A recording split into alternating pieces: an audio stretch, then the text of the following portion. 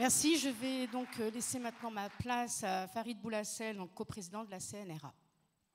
Pour l'ouverture donc de ces états généraux, il fallait qu'on soit accompagné. Donc je vous présente le deuxième coprésident de la CNRA. Et on pense aussi au troisième qui malheureusement n'a pas pu venir, Jean-Yves Breteau. Jean-Yves Breteau qu'on salue effectivement là où il est. Donc on va passer au grand débat et je vais inviter nos invités. Donc, Mireille Namani qui est donc secrétaire générale du Fonds de soutien à l'expression radiophonique. On a Hervé Gaucho pour l'ARCOM, membre du collège de l'ARCOM, président du groupe de travail sur les radios et l'audio numérique. Et pour la région Occitanie, Benjamin Assier, conseiller régional délégué aux langues occitanes et catalanes. Et pour l'ouverture de ces échanges, de ce débat, que l'on espère riche, animé, nous allons entendre la parole du président de l'ARCOM, monsieur Roch-Olivier Mestre, qui nous a adressé une vidéo.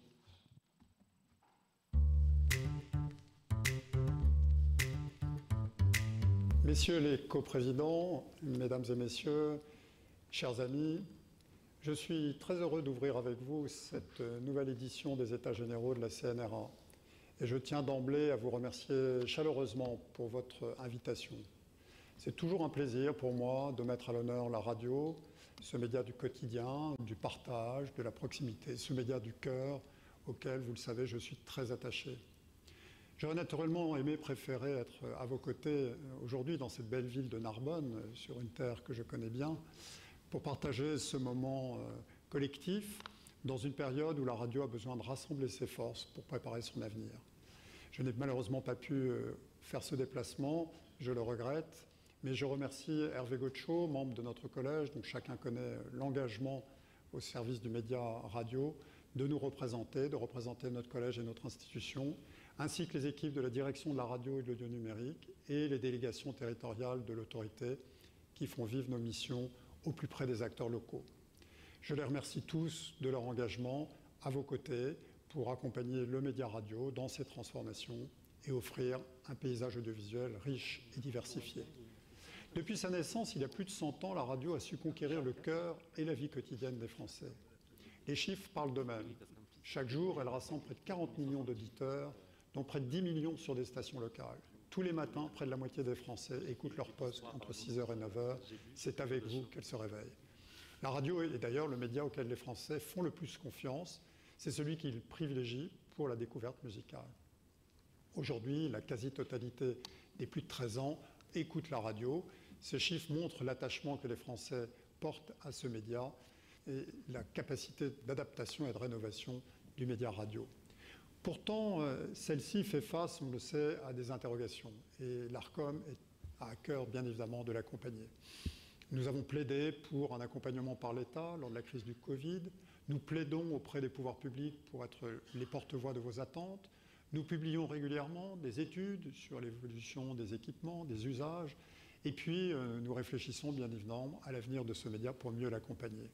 Car, sous l'effet des transformations sociétales, des usages, le média se transforme. On sait aujourd'hui qu'on fait face à une fatigue informationnelle de nos concitoyens, à des ingérences étrangères, à des manipulations de l'information. Et dans ce domaine, l'action d'éducation aux médias revêt une importance cruciale. C'est pour nous une priorité. Et je tiens à le saluer devant vous, car je sais combien vos médias jouent un rôle central en la matière. De même, les usages évoluent avec le podcast, par exemple, qui est une innovation de plus en plus utilisée par nos compatriotes, avec de nouveaux publics. Et donc, il faut regarder l'avenir avec optimisme. C'est avec le même optimisme qu'il faut regarder le développement du DAB+, qui s'installe progressivement dans notre paysage. La couverture a beaucoup progressé ces derniers mois. Entre octobre 23 et mars 24, ce sont près de 300 émetteurs supplémentaires qui ont été mis en service. Aujourd'hui, 110 multiplexes fonctionnent, 2 métropolitains, 37 étendus, 55 locaux. C'est dire l'intensification du déploiement et la connaissance du DAB s'accroît auprès de nos compatriotes, auprès des distributeurs. Sur les réseaux sociaux, dans les stations de métro, dans les grandes villes, on entend maintenant parler du DAB+, grâce à une action de promotion que nous souhaitons développer pour l'avenir.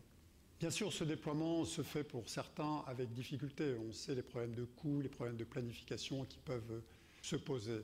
Et donc, nous travaillons à ces sujets. Nos voisins européens ont été confrontés aux mêmes questions, se posent la manière d'y répondre de la meilleure façon comme nous. Il faut bien sûr tenir compte de nos spécificités nationales et locales. Et c'est dans cet esprit que nous avons engagé, il y a déjà de nombreux mois, l'élaboration d'un livre blanc pour faire un état des lieux complet sur l'état du média radio, sur ses perspectives, et tracer en quelque sorte une feuille de route collective. Vous y avez contribué très activement et je veux vous remercier à travers vos auditions, vos contributions écrites, de cet apport qui nous a aidés dans notre réflexion. Et nous présenterons ce livre blanc le 18 juin prochain. Je souhaite que vous puissiez bien évidemment être présents pour ce grand moment lors des assises de la radio. Nous l'avons conçu, ce travail, pour dresser un état des lieux le plus complet possible, mais aussi pour tracer une perspective collective pour les années qui viennent et tracer ainsi un avenir pour le média radio auquel, je le redis, les Français sont très attachés. Je vous souhaite plein succès pour votre rencontre et à nouveau, je suis de tout cœur avec vous. Nous suivrons vos travaux, bien évidemment, avec grande attention.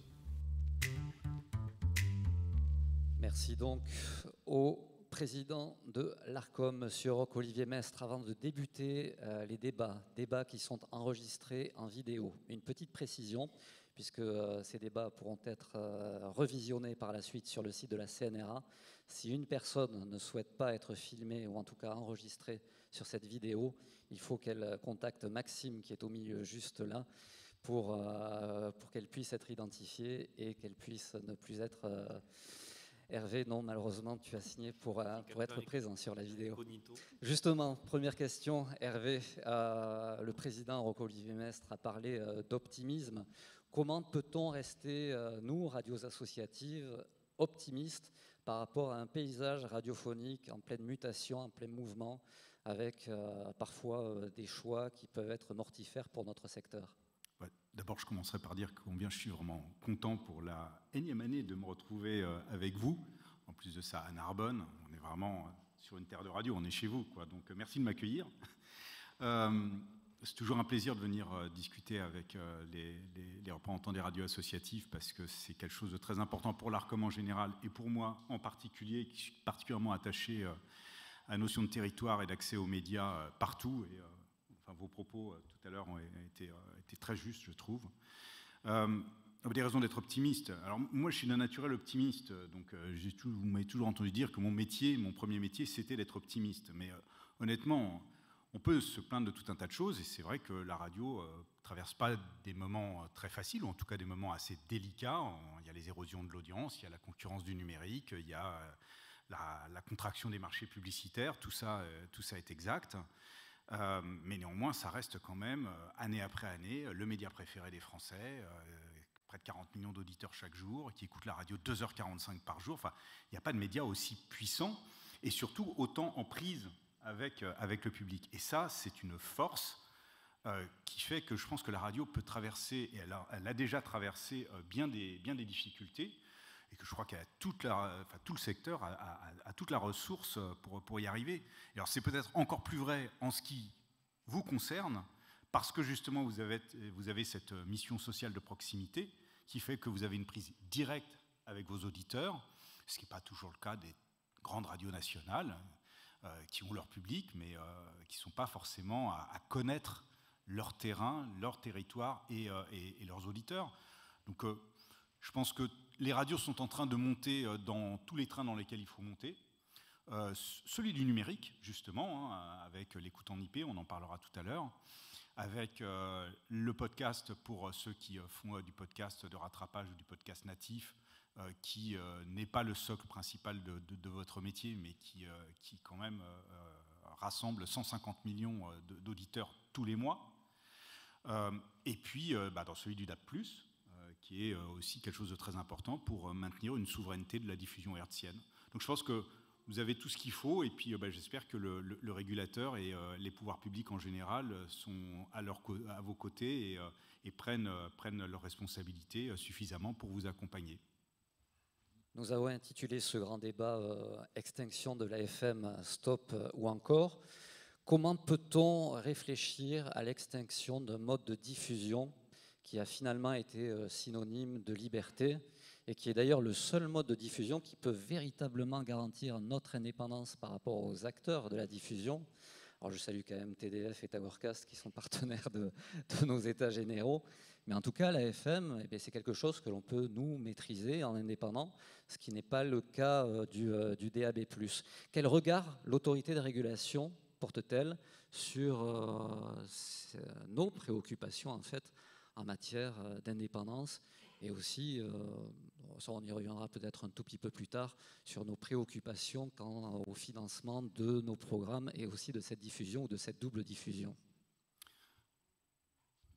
Je peux être un peu provoque d'entrée de jeu, hein, après tout, on est entre nous, quoi, on est entre amis, donc moi je trouve que le sujet de l'indépendance c'est le bon sujet, tu le dis très bien. En revanche, je pense que le titre de cette table ronde, FM, Stop ou encore, alors au-delà de l'hommage appuyé et bien mérité à une célèbre émission, et on salue André Torrent s'il nous écoute, mais je trouve que la question est en fait assez mal posée, si je peux me permettre, pour plein de raisons. La première, c'est que d'abord, dire stop ou encore, ça laisse sous-entendre qu'il y a quelqu'un ou un groupe qui pourrait décider d'appuyer sur un bouton et de faire stop ou encore. Moi, franchement, j'ai mis plusieurs années à vous convaincre, et j'espère que c'est le cas, que ça ne marche pas comme ça. Et ça ne marchera jamais comme ça. Ça ne s'est jamais passé comme ça dans aucun pays d'Europe où le DAB s'est déployé. Personne, aucun pouvoir public, aucun gouvernement, aucun régulateur n'a dit hop, on éteint la FM et on appuie sur un bouton et ça s'arrête comme ça. Et ça ne se passera pas comme ça non plus en France. Donc je pense que cette question, elle mérite d'être balayée d'entrée de jeu. La deuxième raison pour laquelle je trouve que la question est mal posée, c'est que je pense, et je vous l'ai dit souvent, que le sujet n'est pas la fin de la bande FM. Le sujet, c'est la bascule de la totalité du secteur de la radio en DAB+, pour tout un tas de raisons. Justement pour des raisons d'indépendance, et je vais y revenir derrière. Donc en fait, la bonne question, c'est plutôt comment faire en sorte que la totalité du secteur de la radio bascule en DAB+. Et puis après, la FM, j'ai envie de dire, elle s'arrêtera d'elle-même. Et enfin, la troisième raison, et c'est là que je deviens un peu provocateur, mais je vais argumenter quand même, c'est que je pense qu'en réalité, la question est déjà tranchée en ce qui concerne la FM. Je pense. Je pense que le sort de la FM est d'une manière générale, d'une manière ou d'une autre, scellé à plus ou moins long terme, et ça prendra le temps que ça prendra, mais je pense que son sort est scellé. Pourquoi ? Parce que la FM, c'est super, c'est extrêmement dynamique, tu l'as rappelé, et c'est effectivement ce qui a permis à un paysage radiophonique qui est unique au monde de se déployer, et ça c'est incontestable, sauf qu'aujourd'hui, la bande FM est saturée, donc plus aucune radio ne peut se déployer véritablement et encore moins naître sur la bande FM. Ensuite, c'est un son analogique. Qui écoute encore un son analogique à part à la radio ? Plus personne. Vous allez au cinéma, c'est un son numérique. Vous écoutez une plateforme de streaming musical, c'est du son numérique. Enfin, le son numérique est partout. Vous écoutez un CD, c'est un son numérique. Et il n'y a vraiment plus qu'en radio qu'il y a un son analogique. Et je pense qu'à un moment, l'oreille des auditeurs va finir par être un peu interpellée. On voit bien, quand les gens écoutent la radio en DAB+, il y a un véritable effet waouh. On m'a toujours dit non, il n'y a pas d'effet waouh. Si, il y en a un véritablement, on le sent véritablement. Et puis l'ergonomie de la bande FM aujourd'hui, c'est pareil. Si vous voulez écouter telle ou telle radio, vous êtes obligé de chercher sur la bande de fréquence où elle est. Alors qu'avec le DAB+, ce n'est pas le cas. Donc je pense qu'à l'arrivée, la question c'est qu'est-ce qui va prendre le dessus sur la bande FM ? Est-ce que c'est le DAB+, ou est-ce que c'est l'IP ? Et c'est là que, pour moi, c'est un point fondamental. Aujourd'hui, on est à 80% d'écoute hertzienne. Pardon, je parle beaucoup, mais c'est vraiment un sujet qui me tient à cœur. On a 80% de l'écoute de radio qui est hertzienne et 20% qui est numérique, en IP, que ce soit sur les applis ou sur les agrégateurs.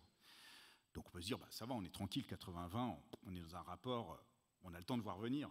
Oui, sauf que quand on regarde la dynamique de progression de l'écoute en IP, elle a progressé de 63% en 5 ans. 63%.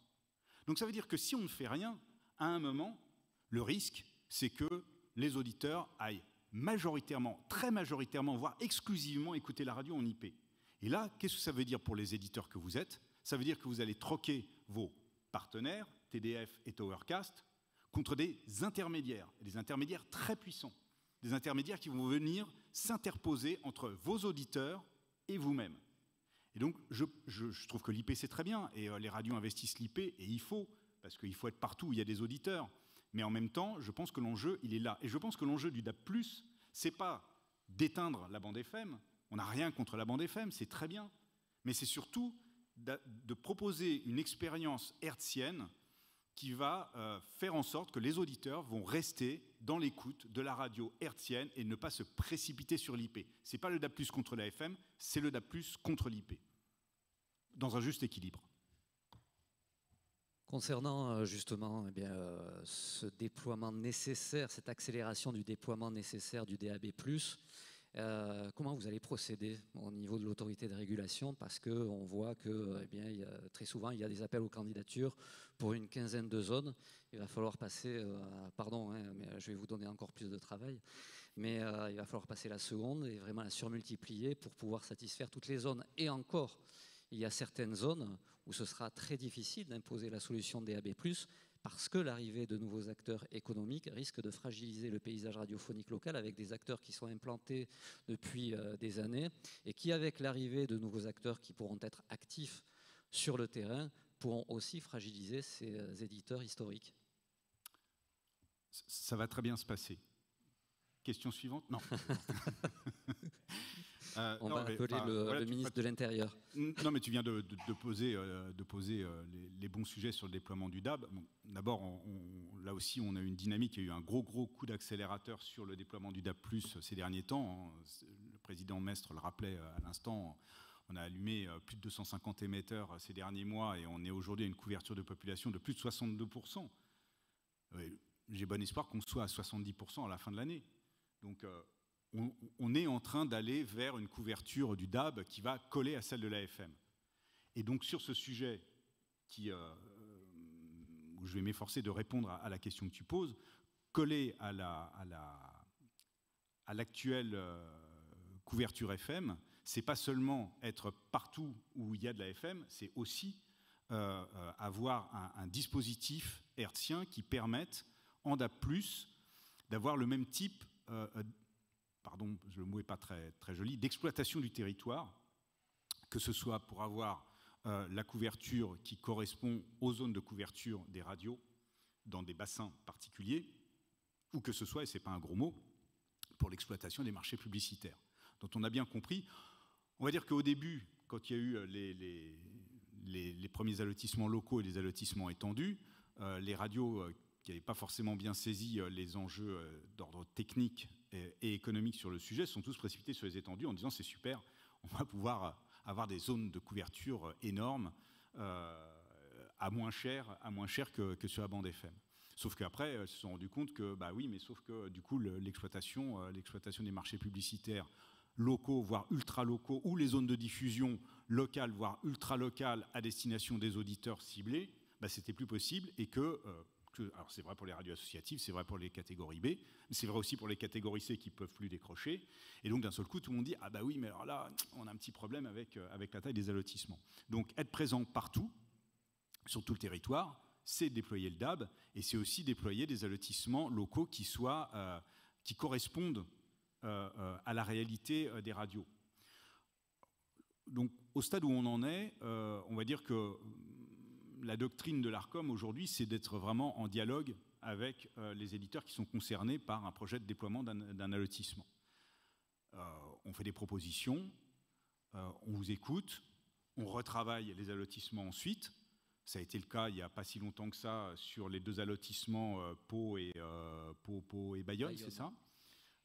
Parce que, alors là, c'était pas pour des raisons économiques, c'était que les radios basques ont dit, oui, mais nous, en même temps, on a un territoire culturel qui est bien déterminé et les allotissements n'en ont pas tenu compte. Donc, du coup, on a dit, OK, on a revu ça avec les radios basques et on a redessiné les allotissements. On est en train de faire ça en Corse, C'est pareil en Corse, au départ, on avait dit on va faire un étendu sur l'ensemble de la Corse, puis on va faire deux allotissements locaux, un dans le nord, un dans le sud, et puis comme ça ira bien. Et puis la radio Corse, on se dit non, ça ne marche pas comme ça, il va falloir découper plus finement. Donc du coup, on va démultiplier les allotissements locaux qui correspondent à la réalité du paysage radiophonique corse. Donc maintenant, c'est comme ça qu'on fonctionne. Et puis après, il y a les allotissements qui existent déjà, où là, il faudra peut-être à un moment, effectivement, se remettre sur le chantier pour les redessiner et les redécouper le cas échéant. Et puis, le troisième point dans l'ordre de ce qui est dit, c'est qu'il y a des endroits où il y a déjà des allotissements locaux étendus, métropolitains qui sont déployés, et pour autant, toutes les radios n'ont pas eu la possibilité de monter sur un de ces allotissements. Et donc là, il va falloir aller chercher de la ressource hertzienne pour pouvoir créer des allotissements, pour pouvoir répondre effectivement à la demande. Et pour pouvoir diffuser, il faudra des financements. Ce sera la deuxième partie en fait de notre débat. En attendant, on va prendre quelques questions dans la salle pour relancer le débat si des personnes veulent participer. Juste une petite précision, parce que j'ai parlé des prestataires de services en termes de diffusion en DAB+. J'ai parlé de TDF, j'ai parlé de Towercast. Bien évidemment, je n'oublie pas deux autres exposants qui sont là, qu'il s'agisse de PHF, ou alors de Coméquipe. Donc, est-ce que quelqu'un veut intervenir dans la salle? Franck, là-bas, Cédric. Oui, c'est pour ça qu'on a pris des micros HF. Merci Jean-Marc. Franck Gel, vice-président de la CNRA, la question de l'ARCOM maîtrise un petit peu puisque c'est un petit peu ma délégation. Je partage complètement le propos d'Hervé sur les enjeux de la radio, notamment du DAB+. Je crois que je voudrais insister sur un élément, c'est qu'il ne faut pas se tromper d'adversaire. Notre adversaire, ce n'est pas le DAB+, c'est plutôt effectivement l'IP, même si tu n'as pas pu le dire clairement, mais moi j'ai toujours revendiqué le fait qu'il vaut mieux que notre développement se fasse au travers du notre secteur, de la radio et de gens de la radio, plutôt que de dépendre d'opérateurs de l'Internet, des mastodontes dont nous n'avons pas la maîtrise. Par contre, la question aujourd'hui du DAB+, elle est importante. Effectivement, il faut développer le territoire. La question de la dimension des plaques, on a déjà eu l'occasion de l'évoquer, et la CNRA n'est pas forcément d'accord avec l'ARCOM parce qu'on prétend qu'aujourd'hui, on ne tient plus véritablement compte du périmètre de diffusion des radios associatives, ce qui fait que certaines radios ont été laissées un petit peu sur le carreau et ne se sont pas senties motivées. Pour l'instant. On y reviendra, je pense, un petit peu plus tard, et là, on espère trouver des pistes et des solutions. Mais il y a aussi un point important, c'est que si on veut garder la main sur notre mode de diffusion et celui qui semble être la diffusion de demain, le DAB+, il faut qu'on agisse non pas seulement entre nous, mais également avec les fabricants, avec l'univers de l'automobile, parce qu'il y a quand même aujourd'hui une véritable difficulté, la communication, et d'ailleurs là j'en profite pour rappeler que le GT, groupe de travail communication autour du DAB, bien les radios associatives et la CNRA a été l'un des premiers à être contributeurs, à y travailler. Aujourd'hui, avec l'association de développement du DAB+, nous n'y sommes plus parce qu'on parle d'argent et que, semble-t-il, c'est pas notre cheval de bataille. Si, c'est notre cheval de bataille, et on demande à l'ARCOM qu'on puisse retrouver notre place dans cet espace de discussion. Mais est-ce que l'ARCOM, aujourd'hui, va être un allié pour ces radios, pour qu'on puisse véritablement vulgariser le DAB+ auprès du grand public et auprès des industriels? Alors, oui, absolument. Juste quand même une ou deux précisions. L'association Ensemble pour le DAB+, ça n'est pas l'ARCOM. L'ARCOM n'y est pas d'ailleurs. Nous n'y sommes pas non plus, j'ai envie de dire. Vous avez plus vocation que l'ARCOM à y être d'ailleurs. Ça, c'est un premier point, même si j'ai réuni à 4 reprises pendant un an les représentants de l'association Ensemble pour le DAB+, avec les distributeurs, avec les constructeurs et avec les représentants du ministère de la Culture et du ministère de l'Économie pour justement voir qu'est-ce qu'ils pouvaient faire ensemble pour effectivement mieux faire connaître le DAB+, mieux assurer sa promotion. Effectivement, ça passe notamment par les distributeurs et les constructeurs qui n'étaient pas hyper sensibilisés au sujet et qui d'un seul coup commencent à se dire que peut-être que là aussi, comme dans tous les autres pays européens, ils pourraient commencer à mettre des visuels dans les rayons où ils vendent des postes de radio, ou que les concessionnaires automobiles s'intéressent également au DAB+, et à ce qu'il y a dans leur autoradio. Je dis ça parce que je pense... Vous savez que le 18 juin, donc, nous allons publier le livre blanc de la radio, donc je ne vais pas tout spoiler maintenant, ce serait dommage, sinon j'aurais plus rien à faire le 18 juin. Mais un point qui me tient à cœur, c'est que là aussi, partout le DAB+ est déployé, donc on a bien compris que ce n'est pas quelqu'un qui appuie sur un bouton tout seul dans son coin. À chaque fois, ça a été une table ronde avec tous les acteurs, que ce soit justement les pouvoirs publics, le régulateur, que ce soit les radios, que ce soit les distributeurs, les constructeurs, tout le monde s'est mis autour de la table pour ensemble tracer un chemin qui fasse que l'ensemble du secteur puisse basculer dans le DAB+, mais que ça lui profite, évidemment, que ça ne se fasse pas à ses dépenses, parce que sinon, là, pour le coup, on a tout perdu, quoi, ça ne sert plus à rien. Et ça s'est passé partout comme ça. Et moi, j'aimerais bien qu'à l'avenir, l'association Ensemble pour le DAB+, qui pour l'instant est effectivement dans le périmètre restreint que tu viens d'évoquer, et par ailleurs est uniquement dédié à la promotion, devienne une plateforme qui accueille justement tous ces acteurs, une plateforme de discussion où tout le monde va pouvoir mettre en commun sa vision du chemin à tracer et des prérequis, des curseurs à poser pour pouvoir effectivement avancer dans la bonne direction. Cédric, avec le micro de Farid. Cédric Tarteret pour Diversité FM en Bourgogne-Franche-Comté et Grand Est et vice-président de la Fédération régionale des radios associatives de Bourgogne-Franche-Comté. J'ai plusieurs questions à vous poser, dont une. Il y a quelques années, beaucoup de radios associatives étaient très attirées par le DAB+. Ce n'est plus vraiment le cas maintenant. Il y a une petite méfiance qui est surtout due aux problèmes économiques et cette situation post-sanitaire. Il y a des radios, comme certains qui sont dans la salle, croyaient vraiment au DAB+, se sont investis pour avoir des fréquences, contre d'autres qui n'y croyaient pas du tout, notamment beaucoup de radios de catégorie B, C, D, etc. Et aujourd'hui, sur les multiplex, on s'aperçoit que les radios associatives sont souvent oubliées. Je prends l'exemple pour nous, on a demandé plusieurs fréquences en DAB+, on n'en a obtenu qu'une, contrairement à d'autres radios qu'on a obtenues, qui ont déjà rendu des fréquences. Donc il y a d'autres nouveaux appels, on a répondu, comme d'autres radios associatives, et on a l'impression qu'à un moment, on comptait beaucoup sur les radios associatives pour remplir, je dis bien le terme, remplir les multiplex. On nous avait dit 3, 4 radios associatives par multiplex de 13, ce serait bien. Et aujourd'hui, on a l'impression qu'il y a la place que pour 2, on n'en tolère que 2. Donc moi, j'ai un petit appel pour toutes les radios, pas seulement la mienne, qui croient encore au DAB, de nous faire confiance et de nous laisser un peu de place sur vos multiplex, parce que vous décrivez un monde super parfait qui va arriver dans le futur. Tout va bien, la FM, voilà. Et l'impression, nous, on n'est pas sceptiques, on veut bien monter dans le bateau avec vous ou dans l'avion, mais à un moment, il faudrait faire confiance à certaines radios associatives qui croient en ce que vous avez tous dit. Merci Cédric. Et tu vois Hervé, ce n'est pas uniquement un running gag entre nous deux, mais au niveau de la proportion où il y a des radios associatives sur les multiplex, cela pose véritablement question. Ouais, je préfère monter dans le bateau que dans l'avion. Mais mais vous savez à quoi on reconnaît les vieux amis. Hein. Les vieux amis, c'est qu'ils sont toujours contents de se retrouver et en général, ils parlent toujours des mêmes sujets. Et c'est ça qui scelle leur amitié. Donc comme on est entre amis, effectivement, c'est un sujet qu'on aborde tous les ans, et même beaucoup plus souvent, parce qu'avec Jean-Marc, on se voit assez régulièrement, et c'est un sujet qu'on aborde à chaque fois. Et on n'est pas du tout d'accord. Et je ne suis pas du tout d'accord avec vous, je vous le dis tout de suite. Enfin si, je suis d'accord avec vous sur certains points, mais pas sur d'autres. D'abord, je vais venir aux chiffres après. Parce qu'une fois que je les aurai dit, ça vous aura crispé, vous m'écouterez moins. Donc je préfère dire les choses avant. D'abord, si, j'ai pleinement confiance dans les radios associatives pour aller sur le DAB, comme dans toutes les radios.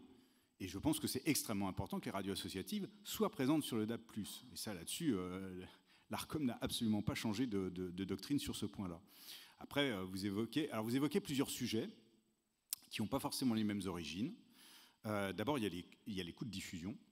Alors, effectivement, c'est difficile pour des radios d'assumer des doubles coûts de diffusion. Alors là, je ne vais pas parler à la place de ma voisine de droite, puisqu'il y a désormais une subvention spécifique dans le cadre du Fonds de soutien à l'expression radiophonique pour la double diffusion. Je vais vous faire remarquer qu'il n'y a que les radios associatives qui bénéficient de cette aide à la double diffusion. Et là aussi, au risque d'être un peu provocateur, moi je pense que ce serait bien qu'à un moment, ce soit les radios qui prennent le pari du DAB+, qui puissent en bénéficier. Voilà. Non, mais je suis d'accord avec vous sur un certain nombre de points. Ça, c'est le premier point. Et puis, je pense que Mireille aura certainement des choses à dire sur ce sujet. Ensuite, oui, c'est vrai que, et là aussi, c'est pas que les radios associatives, mais ça vous concerne également. Il y a beaucoup de radios qui sont parties avec beaucoup d'enthousiasme sur le DAB+, il y a un certain temps, et que le déploiement du DAB+, ça prend son temps, que sa monétisation, pour employer un mot un peu barbare, ça prend également beaucoup de temps. On ne sait même pas combien il y a d'auditeurs sur le DAB+, puisqu'on ne mesure pas les audiences aujourd'hui, donc c'est difficile d'aller voir des annonceurs avec. Et donc effectivement, ça rend les choses très compliquées. Et oui, c'est vrai qu'il y a aujourd'hui des radios associatives ou pas, des radios qui sont en double diffusion, voire des pure players, et je pense surtout aux pure players, qui sont un peu en fragilité, parce que ils payent, ils disent mais quand est-ce qu'on va enfin avoir de quoi vivre avec ce DAB+. Et je partage votre impatience et votre inquiétude. Et là aussi, j'espère que le livre blanc va aider l'ensemble du secteur à tracer une voie à un certain terme qui permettra de donner des perspectives à tous. Mais c'est vrai que le problème est assez sérieux. Je ne vous cacherai pas que je suis inquiet pour certaines radios, effectivement, que je vois en grande difficulté. Et franchement, je trouverais extrêmement triste qu'il y en ait qui boivent le bouillon parce que le DAB+, n'est pas déployé suffisamment vite pour qu'elles trouvent leur modèle. Alors, c'est le dernier point. Alors,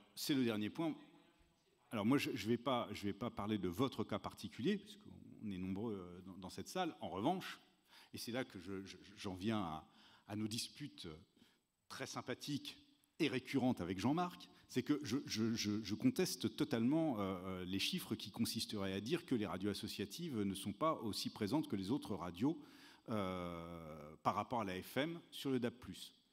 Néanmoins, il y a quand même un sujet. J'ai préparé les chiffres réactualisés, Jean-Marc. C'est ceux de 2024, c'est l'édition 2024 de la CNRA. En FM, il y a 1430 fréquences qui sont allouées aux radios associatives sur tout le territoire. Ça représente 23% des 6273 fréquences FM. D'accord ? Pour les radios associatives. En DAB+, donc là on ne parle plus de fréquences, on parle de places sur les allotissements, il y a 309 places, ce qui représente 22% des 1386 places allouées aux radios privées sur le DAB+. Donc, les proportions sont les mêmes, 23% pour la FM, 22% pour le DAB+. Donc c'est pour ça que je conteste ces chiffres. Derrière les chiffres, parce que je suis quand même pas... Non mais je vois bien comment Jean-Marc me regarde, donc je vois qu'il fourbit, il est en train de préparer la riposte. Non, je laisserai d'autres personnes derrière, parler. Derrière, il y a aussi une situation qui est évidemment pas aussi nette que ça. Parce qu'en revanche, quand on regarde le nombre de radios associatives qui sont présentes sur le DAB par rapport à la FM, alors là, pour le coup, on a 718 radios associatives qui sont présentes sur la bande FM, ce qui représente 69% des radios présentes sur la bande FM, hors service public. Et sur le DAB, il y en a 244, ce qui ne représente plus que 45% des radios qui sont présentes sur le DAB+. Et c'est vrai qu'il y a un décalage. Alors il y a un décalage pour plusieurs raisons possibles. D'abord parce que certaines radios associatives peut-être continuent de ne pas croire dans le DAB et n'ont pas candidaté. Il y en a. Voilà. Je pense qu'elles ont tort, mais le fait est que ça existe. C'est pas le seul sujet. Il y a aussi des radios associatives qui veulent monter sur... alors, soit qui sont dans une zone où le DAB+ n'est pas encore développé, donc là, évidemment, elles ne peuvent pas candidater. Voilà. Donc, ça va venir. Et puis, il y a un troisième cas qui est plus délicat, qui est un petit peu celui que j'ai évoqué tout à l'heure, c'est-à-dire des radios associatives où il y a un allotissement qui est mis en appel dans leur zone et qui ne correspond pas à leur zone de diffusion. Parce qu'il est trop grand, parce qu'il est un petit peu à côté, parce qu'il n'est pas, etc. Il y en a plein. Franchement, je me suis vraiment baladé dans toute la France. J'ai rencontré plein de radios associatives qui disaient, mais voilà, moi je suis en Lorraine, moi je suis à Thiaucourt, à côté de Pagny-sur-Moselle. Franchement, ouais, l'allotissement le plus proche, il est à Metz, c'est à 23 km. Qu'est-ce que vous voulez que j'aille faire sur l'allotissement qui est à 63 km, alors que moi, mon bassin de population, il est à Thiaucourt. Et j'en ai rencontré plein des comme ça, et c'est un vrai sujet. Voilà. Alors qu'après, in fine, il y en a certaines qui candidatent sur des allotissements et qui finalement ne soient pas retenues. Oui, ça, c'est, je veux dire, c'est la vie des appels à candidature, ça peut arriver, mais c'est quand même pas le gros de la troupe, quoi. Donc, comprenez-moi bien, je suis pas en train de dire qu'il n'y a pas de problème, mais je suis en train de dire que c'est pas forcément les problèmes que vous avez évoqués, à mon sens. Nous avons 3 questions, 2 là-bas, une ici, on fera du tricot ici, ici et là-bas avant de reprendre les débats.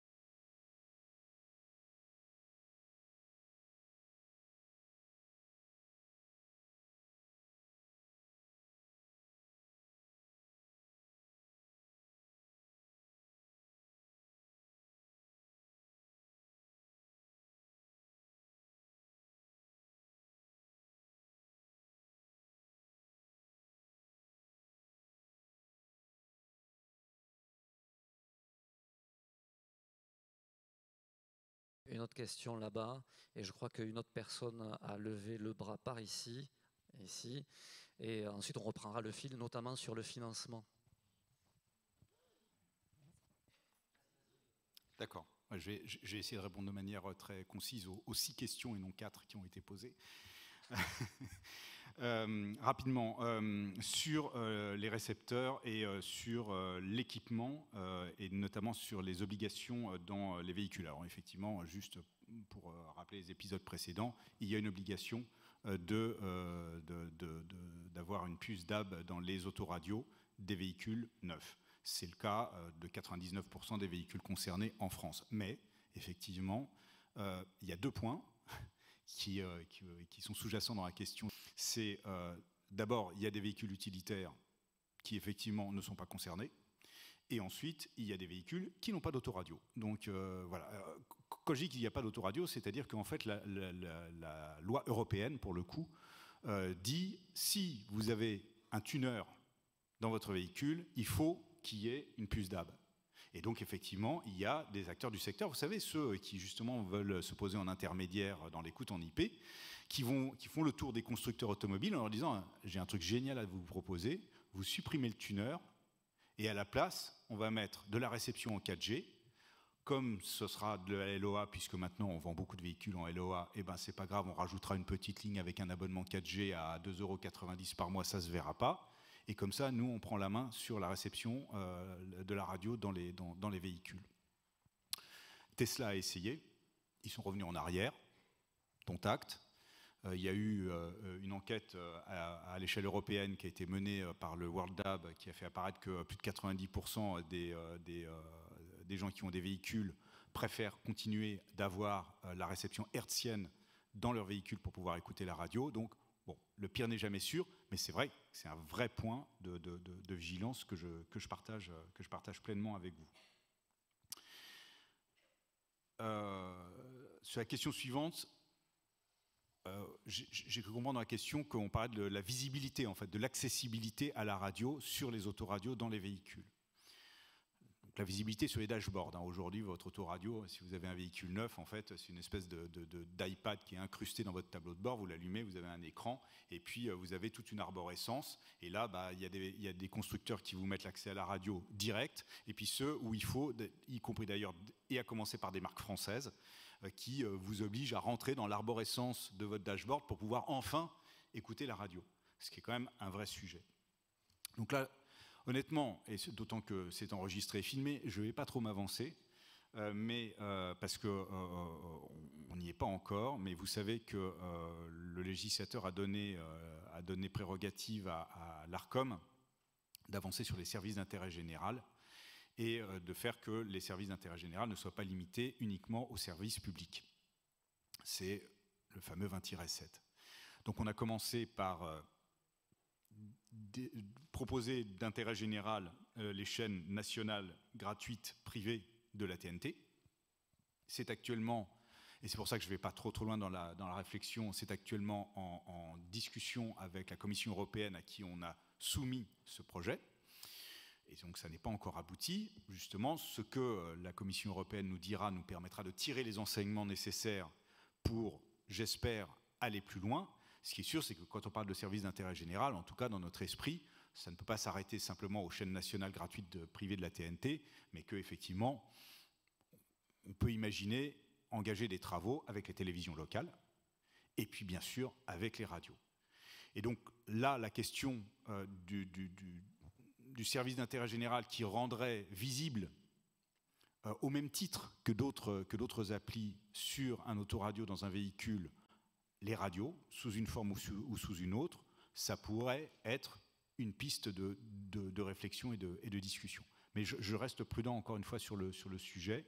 Je ne vais pas beaucoup plus loin, mais c'est effectivement un vrai bon sujet. Sur les défaillances et les réaffectations de places. Là, pour le coup, c'est simple. L'Arcom suit sa procédure, c'est-à-dire qu'on constate qu'il y a une non-émission. Ensuite, on va, au bout d'un certain temps, à la mise en demeure de reprendre les émissions. On a un contradictoire avec les radios concernées, savoir pourquoi est-ce qu'elles n'émettent pas. Et puis, si effectivement, on voit qu'il n'y a pas de reprise des émissions, soit parce que la radio ne peut pas, soit parce qu'elle ne veut pas, soit parce qu'elle ne nous répond pas, parce que ça arrive aussi. Effectivement, là, dans ces cas-là, on constate qu'il n'y a plus d'émissions et on récupère la fréquence et on la remet en appel. Voilà. Alors après, vous pouvez trouver que ça ne va pas suffisamment vite. Les radios qui sont en difficulté et qui se sont retrouvées contraintes de cesser leur émission, mais qui ont bon espoir de pouvoir les reprendre, elles trouvent que ça va trop vite. Donc voilà, on essaye de prendre en compte tout le monde sans faire attendre les uns et sans assassiner les autres.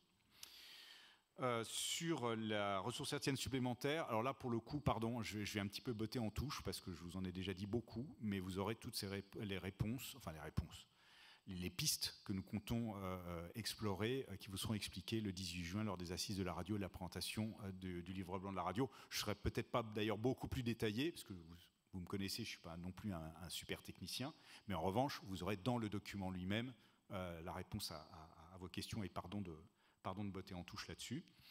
Et puis enfin, sur le lien entre la couverture éditoriale et la couverture de diffusion, les risques de réserve d'Indiens.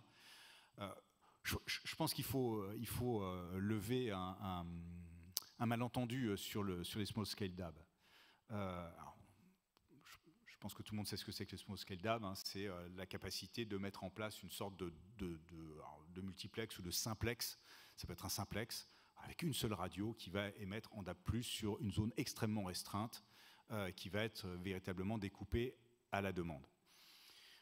Les Britanniques le font, ça marche très bien. Et moi, je trouve que c'est une piste qui est intéressante si à un moment, on se retrouve avec une radio qui, là où elle est, n'a pas d'allotissement DAB sur lequel candidater, que néanmoins elle veut monter sur le DAB et qu'on n'a pas d'autres solutions techniques à lui proposer. Mais ce n'est pas une fin en soi.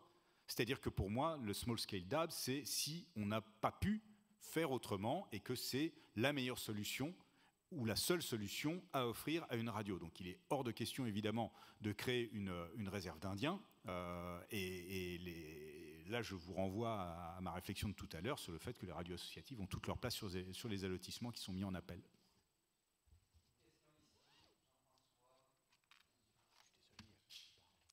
Marion Bourget, Radio Alto. Alors je vais rajouter une radio sur la liste des nombreuses qui n'ont pas répondu au DAB pour des questions d'allotissement. Vous venez en partie d'y répondre. On est une radio de montagne avec un bassin d'émission. J'ai pas retenu, vous êtes quelle radio? Alto. Un bassin d'émission, les Bauges, nord des Alpes. Bassin d'émission de 5000 personnes, donc économiquement pas très intéressant. Alors, vous venez de parler des émetteurs, des simplex, comme vous les évoquez.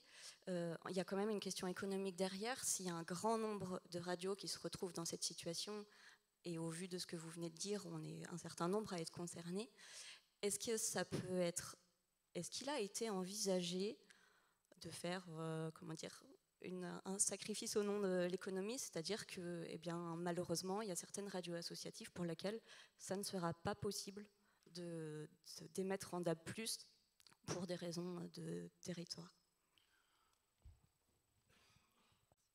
C'est un petit peu tôt pour répondre à cette question. Pour l'instant, notre réflexion, c'est d'aller le plus loin possible et avec la granularité la plus fine possible sur la couverture DAB en déployant des allotissements disponibles pour tout le monde. Et puis ensuite, on verra effectivement aller chercher les solutions nécessaires. Il y a le small scale DAB sur lequel il faut bien s'entendre sur le fait que ce n'est pas forcément la meilleure solution, loin s'en faut. Et en tout cas, ce n'est pas la solution qui sera privilégiée. Si on regarde sur la TNT, par exemple, il y a ce qu'on appelle dans notre jargon à l'ARCOM les 30-3. Ça correspond à l'article de loi qui donne la faculté aux communes de mettre en place des émetteurs qui leur appartiennent pour pouvoir amener la TNT jusqu'à leur commune, qui est une petite commune rurale, qui est parfois loin justement des grands émetteurs ou des réémetteurs, pour pouvoir recevoir la télévision sur les antennes radio. Il n'y a pas ça en radio, mais peut-être que c'est quelque chose à réfléchir. Voilà, peut-être que c'est quelque chose avec lequel, justement, entre pouvoirs publics, on peut se demander s'il n'y a pas quelque chose à faire d'un point de vue législatif pour permettre le même genre d'émetteurs supplémentaires à la charge des communes, pour permettre justement à leurs habitants de pouvoir bénéficier de ces services. C'est une autre piste, mais il peut y en avoir plein d'autres. Là, je parle un petit peu comme ça à brûle-pourpoint. Il ne s'agit pas du tout d'annonce, c'est pas du tout ça. Mais bon, voilà, il se trouve que je suis dans les derniers mois de mon mandat, donc je me permets justement d'autant plus facilement de rêver à voix haute. Et donc voilà, ça fait partie des solutions possibles. En tout cas, et puis un dernier point. Par rapport à ce que je disais au tout début de mon propos sur l'extinction de la bande FM, qui n'est pas une fin en soi, on ne peut pas exclure que même avec un secteur qui est massivement, quasi exclusivement passé sur le DAB, ce qui est souhaitable et ce que à l'ARCOM nous prônons, qu'à un moment, il n'y ait absolument aucune autre solution et que qu'il y ait des poches résiduelles FM qui demeurent. Quand on parle de la Norvège, qui est le pays qui est passé au tout DAB, ça a été les premiers et pour l'instant les seuls, en attendant d'être rejoints par la Suisse dans peu de temps. Effectivement, ils sont passés au tout DAB, mais ils ont une configuration géographique et démographique qui fait qu'il y a encore des endroits très rares, et il faut que ça reste rare, où certaines radios ne pouvaient absolument pas monter sur le DAB en aucune façon, et donc elles sont restées en FM. Ce qui n'est pas très grave, parce que de toute façon, la bande FM ne sera revendiquée par personne quand elle sera désertée, que les postes autoradio ou postes fixes chez soi qui reçoivent le DAB reçoivent aussi la FM.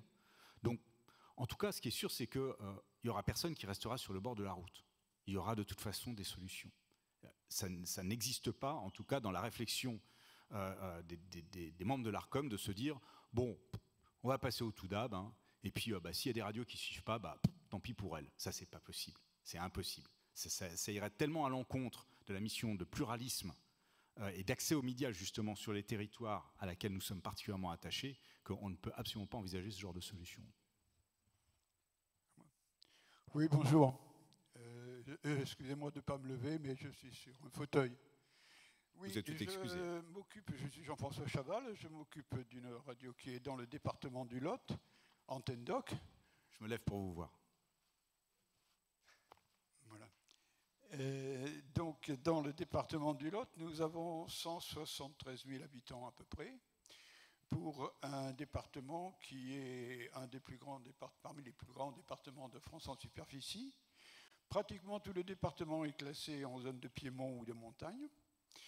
Nous avons réussi avec 10 émetteurs FM, à couvrir à peu près la totalité du département. On peut dire 85 à 90% du département. Il y a très peu de zones d'ombre au fond de quelques vallées. Il y a toujours évidemment ce problème. Alors moi j'aurais des questions simples. J'ai bien compris que vous aviez la bonne intention de développer le DAB partout. Mais dans le département du Lot, la première question qui me vient à l'idée, c'est quand ? Quelle est l'échéance ? Quand est-ce qu'il y aura des allotissements dans le Lot ? Première question. Et la deuxième, c'est est-ce que, comme en FM, on pourra traverser le département en écoutant notre radio sur le DAB d'un bout à l'autre sans qu'il y ait de coupure ? Est-ce qu'on pourra... Je fais rire certains. Mais est-ce qu'on pourra imaginer ça ? Car pour un auditeur qui roule avec sa voiture et qui traverse le département, soit pour venir en vacances vers le sud, soit pour repartir vers Paris, ce qui est clair, c'est que je ne suis pas certain qu'ils entendent notre radio autrement qu'en FM d'un bout à l'autre de l'autoroute. Vous voyez ? Donc voilà, la question elle est simple. Comment comptez-vous établir des multiplexes ? Quelles sont les échéances pour des départements comme le nôtre, des départements ruraux, voilà.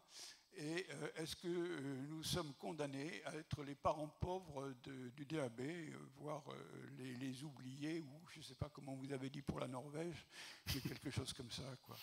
Voilà. Ni parents pauvres, ni oubliés, je vous rassure. Je n'ai pas de calendrier. Alors, je vois Renaud Cazès au fond de la salle. Peut-être que tu as une idée ou non, on ne sait pas encore. Mais en tout cas, ça viendra, ça c'est certain. Alors, vous ne serez pas oubliés, vous ne serez pas abandonnés. Quand vous voyez la vitesse à laquelle justement on a déployé le DAB+ ces derniers mois et ces dernières années, ça va finir par arriver chez vous, c'est promis. Pour répondre à votre deuxième question, oui, justement, c'est fait pour. C'est fait pour qu'on ait de l'écoute en continuité, en mobilité, et que justement on n'ait même pas besoin de changer de fréquence en changeant d'émetteur, et que c'est l'un des grands principes du DAB+, c'est justement d'avoir cette écoute en mobilité stable. Donc non seulement ce ne sera pas moins bien, mais normalement ce sera encore mieux. Et je terminerai en faisant une analogie, parce que vous avez dit que vous couvriez donc une zone de 173 000 habitants avec 10 émetteurs dans une zone de montagne. D'abord, bravo, parce que c'est quand même pas si évident que ça. Au mois de fin janvier, début février, j'étais justement avec Renaud, on est allé en Martinique et en Guadeloupe pour justement rencontrer les éditeurs, pour les soutenir et leur proposer le déploiement du DAB+. Et alors, en Guadeloupe, c'est un petit peu moins vrai, mais la Martinique, c'est quand même une zone avec un relief, on va dire, assez prononcé. Et ils ont calculé qu'avec 5 émetteurs pour la Martinique et 3 seulement pour la Guadeloupe, ils couvraient la totalité de leur territoire. Je peux vous dire que ça les fait drôlement réfléchir, parce qu'ils se disent que c'est quand même une capacité de couverture avec finalement très peu d'émetteurs et donc des coûts moindres. Et eux aussi sont particulièrement concernés par l'écoute en mobilité, puisque je crois que c'est 70% de leur audience se fait en mobilité, parce que les gens passent beaucoup de temps dans leur voiture pour aller au travail, pour en revenir, et en plus de ça, il y a beaucoup d'embouteillages. C'est pas bon pour eux, c'est pas bon pour la planète, mais c'est bon pour la radio. Et c'est une blague. Mais du coup, effectivement, le DAB+ les intéresse beaucoup. Et par rapport à ce que vous venez de dire sur la situation dans le Lot, je pense qu'effectivement, ce sera intéressant de voir combien d'émetteurs sont nécessaires pour couvrir la même surface, la même population que les 10 émetteurs que vous avez actuellement en place en FM. Vous serez, à mon avis, agréablement surpris. Nous sommes sur un territoire occitan et catalan. Nous allons laisser la parole à un basque cette fois-ci. Oui. Bon dia, adio, adichatz, egunon. Donc j'aurais fait la chaîne des Pyrénées, qui est une colonne vertébrale, hein. C'est pas une frontière. Et ces langues se sont enracinées aux montagnes, tout comme de très nombreuses radios associatives qui les ont fait vivre, comme il a été rappelé en introduction. Alors, je n'ai pas vraiment une question. Je reviens à la question du grand débat que vous avez mis en doute, la FM, stop ou encore. Pardon, Christophe Bedbeder, délégué général du SNRL, au-delà de la casquette basque. La FM, stop ou encore, je ne sais pas si la question est mal posée. En tout cas, elle a été prise ainsi par de très nombreuses radios adhérentes chez nous. Oui. SNRL et SNRA, je pense que c'est la même chose, vu que vous avez choisi ce titre. Alors, à raison ou pas, par peur ou pas, en tout cas, elle a été prise ainsi. Alors, la question qu'on a essayé d'y répondre, nous, au niveau de nos structures, hein, j'ai parlé de colonne vertébrale, là, l'image me revient. Pour réussir le déploiement du DAB, sur quoi on s'appuie? Quelle est la colonne vertébrale qui va faire que le DAB, le déploiement soit une réussite? Alors déjà, c'est les éditeurs, que l'ensemble des zones soient couvertes. Au niveau du SNRL, on a déjà engagé certaines décisions pour essayer de renforcer cette colonne vertébrale. C'était celle récente et après long débat de solliciter l'adhésion à l'association Ensemble pour le DAB. C'est un point qu'on doit discuter d'ailleurs avec vous, avec nos amis de la CNRA, parce que ça n'aurait pas de sens que toutes les radios associatives n'y soient pas. Ça n'avait pas de sens qu'elles n'y soient pas dès le départ, mais disons qu'on a pris la responsabilité d'y aller. Et de la même manière, et la main dans la main avec la CNRA, on a créé les locales également pour renforcer cette colonne vertébrale, renforcer le secteur associatif, avoir un lieu de débat où on peut discuter de tous nos sujets ici présents et inquiétudes.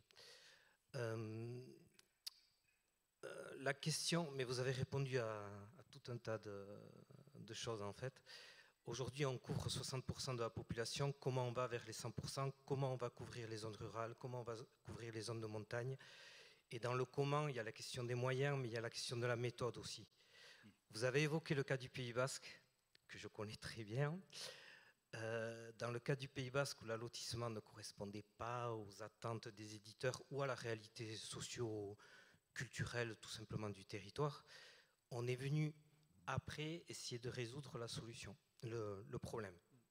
Et ce n'est pas encore tout à fait satisfaisant, mais on y travaille.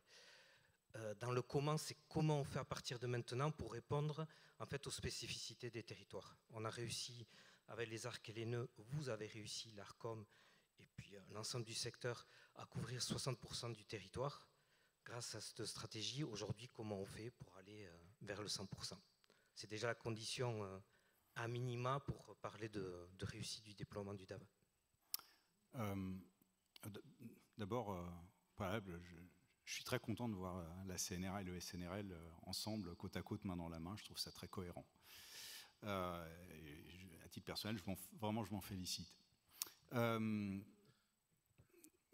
pense pas qu'on ira à 100%. Tout simplement, mais la bande FM non plus n'a pas une couverture à 100%. Il y a encore des endroits où il y a des zones blanches. Donc, avoir le même type de couverture avec toutes les spécificités que j'ai évoquées tout à l'heure que la bande FM, oui. Ce qui est déjà plus ambitieux que ce qui était dans la feuille de route initiale. Puisque, je ne sais plus de mémoire, là aussi je parle sous le contrôle de Renault, mais il me semble que la bande FM, c'est une couverture de 85 ou 90% de la population, et que la feuille de route initiale du DAB, c'était 75%.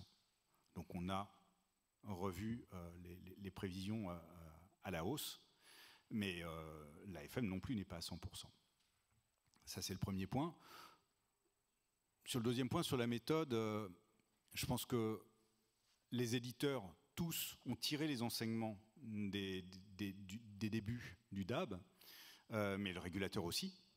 Donc nous aussi, on procède, on fait évoluer en fonction de ce que vous nous dites et on procède un peu différemment, de manière peut-être plus peut-être un peu plus collaborative. Alors, il y a toujours eu les consultations publiques qui permettent de savoir un peu ce que vous voulez, mais on va peut-être un petit peu plus loin maintenant encore dans le dialogue pour essayer de construire un paysage, une couverture de diffusion qui correspondent aux attentes.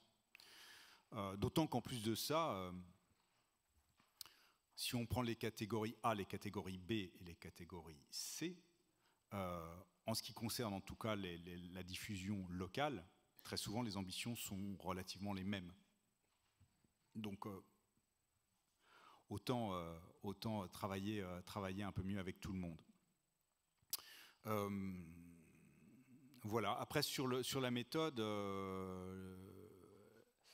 les nœuds et les arcs qui avaient été inventés à bon escient par mon prédécesseur Nicolas Curien et qui ont permis de véritablement lancer le déploiement du DAB+.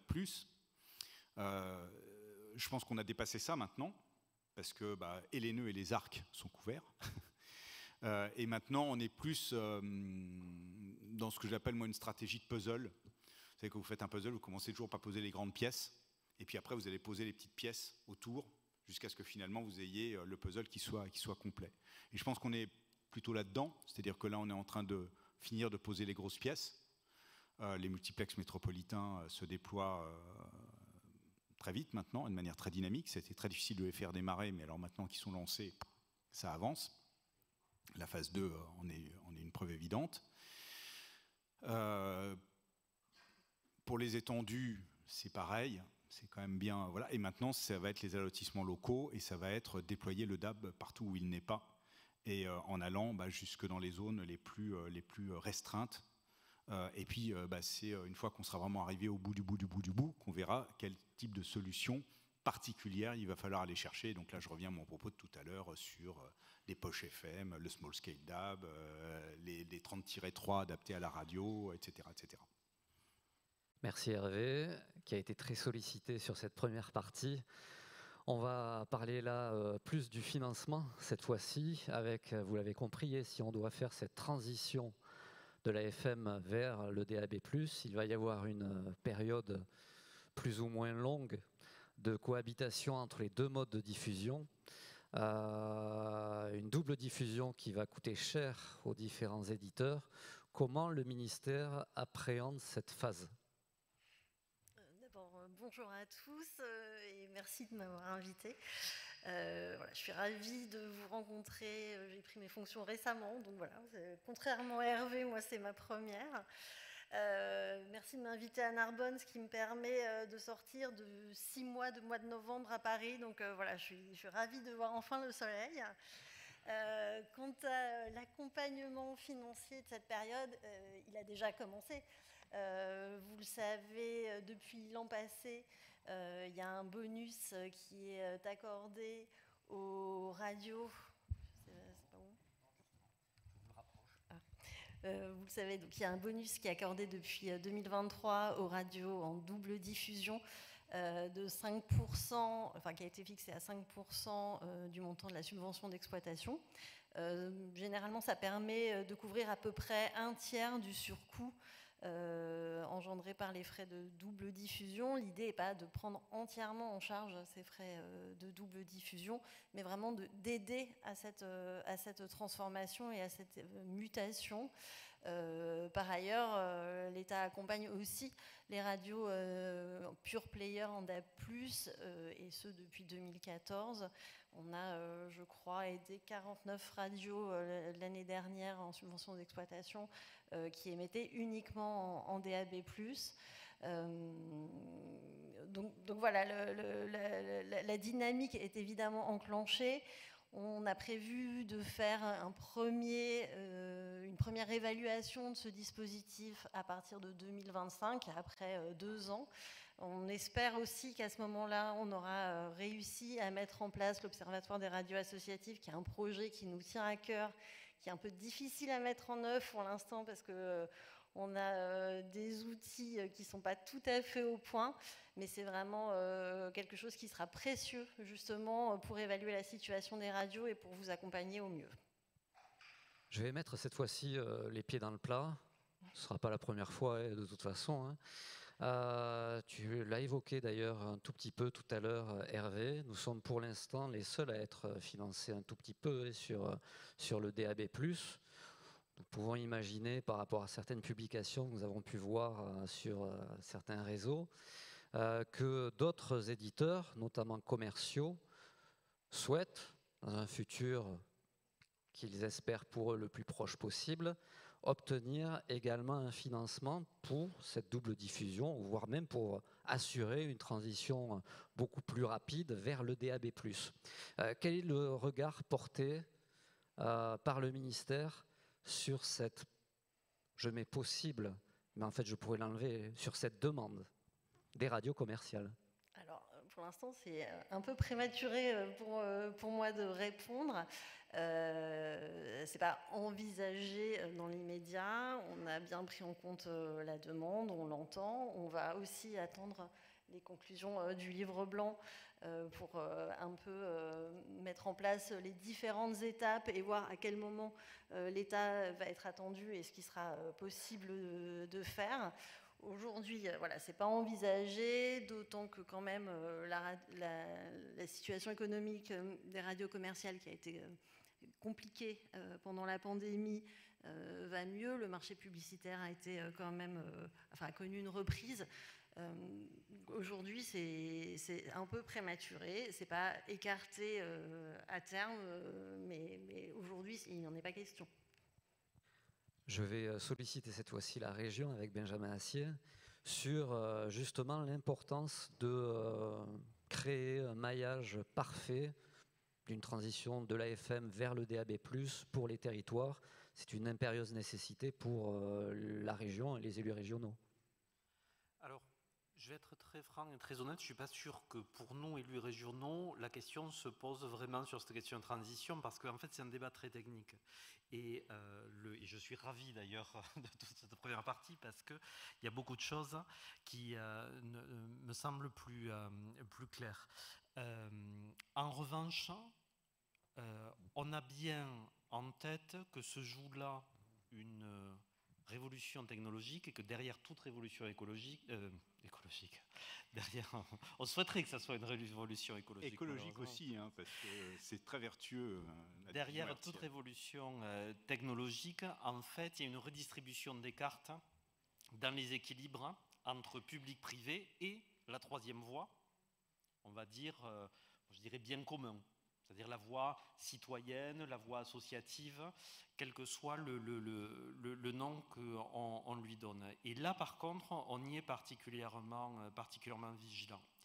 C'est-à-dire qu'il nous faut quand même maintenir un équilibre en gardant bien à l'esprit, notamment si je suis ce débat de la demande des radios privées commerciales, que le rapport de force, il est très inégalitaire. Il faut se le dire. Que si on le pose sur la base des principes en disant « mais tel secteur y a droit à l'aide publique », et tel autre secteur n'y a pas droit, c'est pas pour rien. L'aide publique, la contribution publique, c'est bien la contribution des citoyens dans une visée de choses communes, de choses collectives et des choses d'intérêt général. Or, on voit quand même, particulièrement quand on est élu, qu'il y a aussi un bouleversement dans l'univers des médias qui est un bouleversement politique. On a parlé tout à l'heure d'ingérence étrangère, on pourrait très bien parler de la constitution de nouveaux grands groupes médias, transmédias d'ailleurs, avec des visées politiques extrêmement claires. Et pour moi, je l'assume, et je pense pouvoir le dire au nom de toute la majorité du Conseil régional d'Occitanie, très menaçantes, y compris pour la démocratie, y compris pour les fondements même de ce qui fait le modèle républicain français. Donc c'est pour ça que cette question du pluralisme, j'allais dire de la guérilla démocratique, parce que c'est ça en fait, il y a eu l'effet des radios libres, on sait très bien que c'est aussi des choix politiques qui ont fait qu'à un moment donné l'équilibre il a été immédiatement rompu avec la constitution de grands groupes qui étaient plutôt la constitution de grands groupes d'industrie créative, les grandes majors qui du coup ont vu, grâce à l'arrivée des recettes publicitaires sur la radio, une possibilité de constituer grands quasi-monopoles de la création musicale jusqu'à la diffusion et de pouvoir utiliser les radios comme ça. Donc pour nous, la question aujourd'hui de la transition technologique vers le DAB+, elle se pose quand même sur ces enjeux-là. Il nous faut regarder concrètement à qui ça profite. Est-ce que l'équilibre il est maintenu en sachant que le secteur des radios associatives est le plus fragile? Donc c'est celui qui en théorie doit être le plus protégé. C'est pour ça que moi je serais plutôt pour effectivement qu'il y ait un statut protecteur pour les radios associatives. Voilà, l'idée effectivement de l'intérêt général, moi, me semble très bonne, mais également de pouvoir maintenir les équilibres. Alors, ça passe par des financements, de garantir effectivement que tout le monde ait l'accès aux capacités de diffusion de demain, mais aussi, il me semble, alors là vraiment un regard observateur très extérieur ou très innocent, en dehors des chiffres que vous avez donnés, moi j'ai regardé là sur la base des éléments récents qu'on avait, je crois que c'était la Haute-Garonne, de regarder qui passait au DAB+. Donc on avait en gros le paysage actuel, privé, public, associatif, qui basculait, plus des nouveaux qui arrivent. Sauf que les nouveaux qui arrivent, c'est 100% de radio privée commerciale. Donc ce qui veut dire que l'auditoire, lui, il ne s'agrandit pas. Donc, sous couvert d'une transition bien gérée par les collectivités publiques, y compris territoriales, puisque nous-mêmes, on a mis en place un fonds pour aider à ces transitions-là, il nous faut faire attention que derrière, en fait, l'effet de développement technologique ne reproduise pas ce qui s'est passé avec une vraie précarisation des radios associatives non commerciales au moment de l'arrivée de la publicité sur le secteur des radios libres, qu'on ne revive pas ce problème-là, parce qu'en fait, tout simplement, il y a une dilution. Dans les zones dont je parlais tout à l'heure, il y avait une force des radios associatives, justement, sur l'ultra-ruralité, la montagne, etc. Pourquoi? Parce qu'elles n'étaient pas rentables. Mais aujourd'hui, si on permet à tout le monde de venir, on dilue encore plus la possibilité pour les gens d'atteindre ça. C'est ce qui a été dit aussi sur l'affaire des écrans. On a connu ça avec la télévision publique régionale.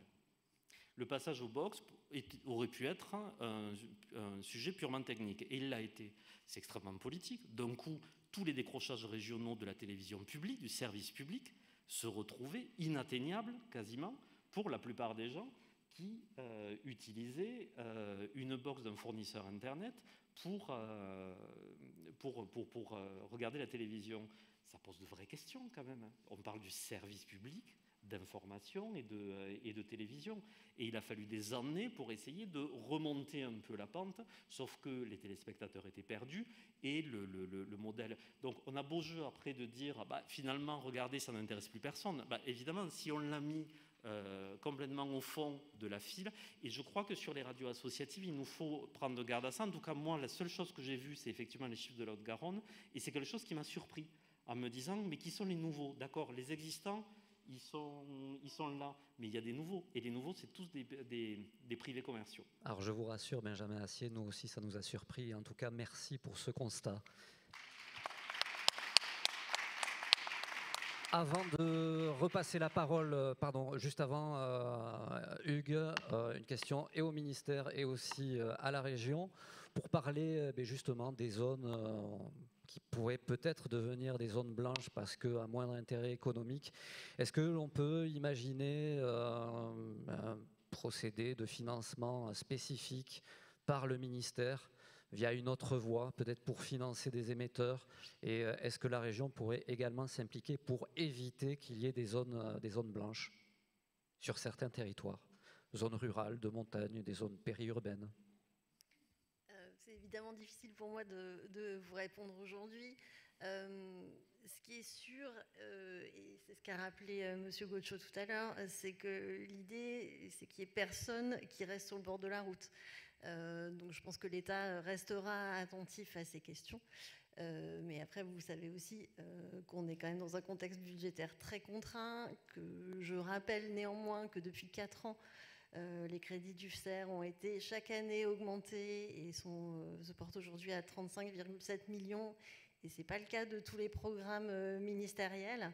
Donc voilà, les efforts sont là parce que le ministère est quand même extrêmement attaché aux actions des radios associatives. Je pense que vous le savez, je pense qu'on a quand même toujours été à vos côtés de ce point de vue-là. Voilà, c'est une question qui, je pense évidemment, va se poser. Aujourd'hui, je ne sais pas comment elle sera traitée, notamment en termes de crédit budgétaire. Mais voilà, je rappelle que l'idée, c'est que personne ne reste au bord de la route. Benjamin Assier. Écoutez, alors, je n'ai pas mandat de ma présidente pour vous dire oui, nous allons mettre tant de millions d'euros sur cette affaire, mais sur le principe, moi je pense qu'au regard de ce que fait la région Occitanie sur l'ensemble des secteurs, et notamment garantir l'équilibre, en disant aujourd'hui, je fais une petite incise, mais je pense que c'est bien aussi de revoir les problématiques dont on parle aujourd'hui sur les grandes évolutions quand même de notre société. On voit bien qu'un des grands problèmes qu'on a, particulièrement fort chez nous en Occitanie, c'est la métropolisation. Un effet qui est quand même gigantesque en termes d'impact démographique, environnemental, économique, etc., qui a tendance à vider le reste du territoire, etc. La région Occitanie s'est toujours positionnée sur toutes ces questions-là comme étant garante d'une politique de rééquilibrage. Voilà. Et en particulier en disant, ça a toujours été la ligne de conduite de Carole Delga, évidemment qu'il n'y a aucun territoire qui doit être abandonné. Tous les territoires doivent avoir les mêmes opportunités, les habitants doivent avoir les mêmes opportunités, les entreprises ou les initiatives citoyennes. Donc on a réussi à le faire en particulier sur le ferroviaire, c'est-à-dire en gros la collectivité territoriale finance la rénovation du patrimoine de l'État. Voilà, donc pourquoi pas l'envisager aussi si vraiment c'est cette question de dire couvrir l'ensemble du territoire. Mais ça se pose pour nous dans un débat plus large sur la question de la décentralisation, en disant aujourd'hui la capacité des régions à prendre ce type d'initiative est très réduite depuis la réforme territoriale, puisqu'on n'a plus aucune capacité de décision sur nos propres recettes et que l'État a tendance à systématiquement les baisser. Donc ça pose une problématique. Mais si évidemment on a les moyens d'avoir vraiment la mise en œuvre de l'aménagement du territoire, c'est évident que cette question doit se poser. Donc si demain, elle se pose et il y aura forcément des discussions entre l'État et la région. Sur le principe, moi, je ne vois pas pourquoi la région, sur cette question-là, comme elle le fait sur d'autres, les mobilités, l'aménagement du territoire, même l'accès à la santé, alors que ce n'est pas notre compétence, on le fait. Évidemment qu'on prendra sans doute notre part. Mais bon, il y a aussi une question là de responsabilité de l'État sur ses propres compétences. Merci.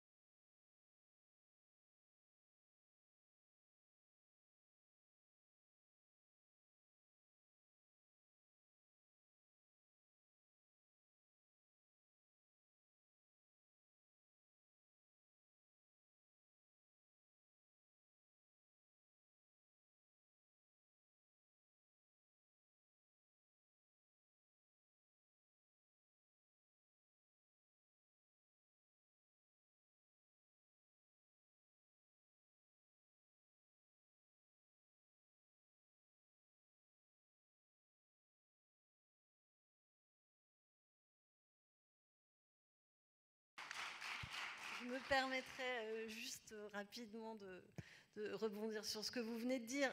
Vous parlez là de la subvention d'exploitation. Je rappelle qu'il y a aussi une subvention sélective, que depuis 2015, on a essayé d'augmenter la sélectivité justement de nos aides. Alors on reste effectivement attentif à ce qu'il y ait un juste équilibre entre la subvention d'exploitation qui est indispensable et dont certaines radios ne touchent pas de subvention sélective et donc qui est vitale pour ces radios, mais aussi, et c'est l'objectif du ministère, de développer les missions de communication sociale de proximité et d'accompagner aussi au mieux les radios qui exercent ces missions, vous le connaissez, hein, les actions éducatives et culturelles, environnement, développement local, emploi, pour ne pas toutes les citer. Mais voilà.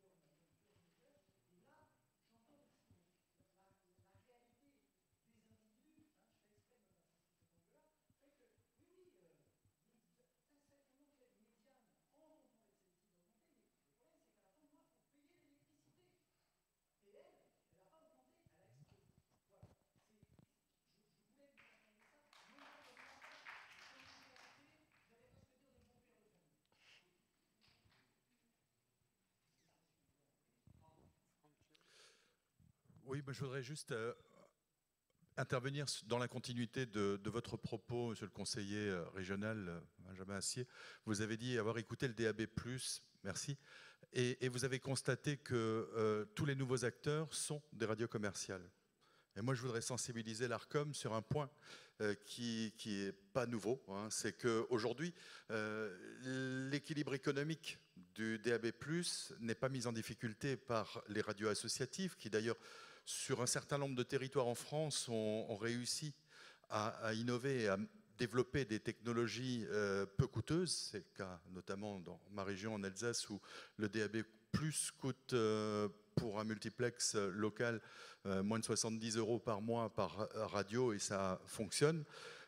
Malgré tout, sur ces territoires, le DAB est souvent fragilisé par ces nouveaux entrants qui aujourd'hui sont des pure players et qui n'ont pas trouvé d'équilibre économique, qui ne paient pas leurs factures et qui du coup mettent tout le monde en difficulté et qui continuent à solliciter des fréquences alors que tous les canaux actuels n'arrivent plus à faire face. Je pense qu'il faut à un moment donné quand même qu'on ait une discussion franche, claire, et que l'ARCOM prenne une décision avec ces acteurs qu'on comprend avoir tenté l'aventure, mais aujourd'hui peut-être que le bout du tunnel est trop loin pour qu'ils puissent l'atteindre. Et puis, je voudrais juste encore avant, avec une réponse, faire une intervention, c'est que avant on parlait de pourcentage. Et je rejoins Jean-Marc dans son propos quand on dit que sur le DAB+, les radios associatives, ça représente 22% des canaux. Alors quand on parle de cela, est-ce qu'on prend sur un pied d'égalité la radio associative qui est sur un multiplex local qui couvre une commune et quelques bleds autour, et la radio nationale qui est aujourd'hui autorisée sur un métropolitain 1 contre 1? Parce que dans ces conditions-là, il faut quand même reconnaître qu'il y a un déséquilibre profond. Ouais. Merci. Pour préciser, c'est 1 pour 1 site de diffusion. 1 pour 1, oui.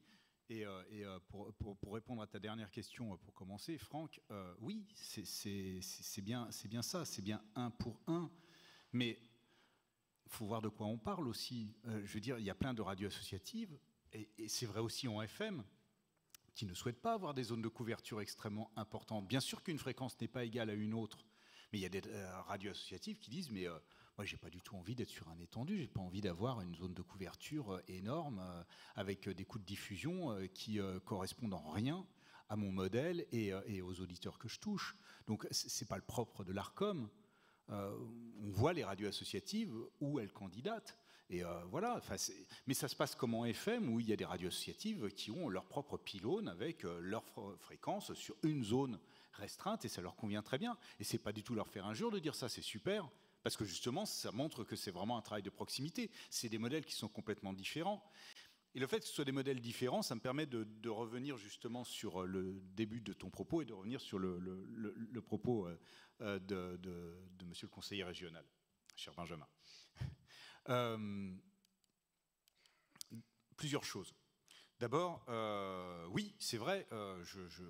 D'abord, je ne suis pas certain que Benjamin parlait, quand il parlait de radio commerciale privée, il parlait de pure player. Je ne suis pas certain. Il y a effectivement, voilà, il y a des radios commerciales privées qui arrivent dans des zones où elles n'étaient pas, grâce au DAB+.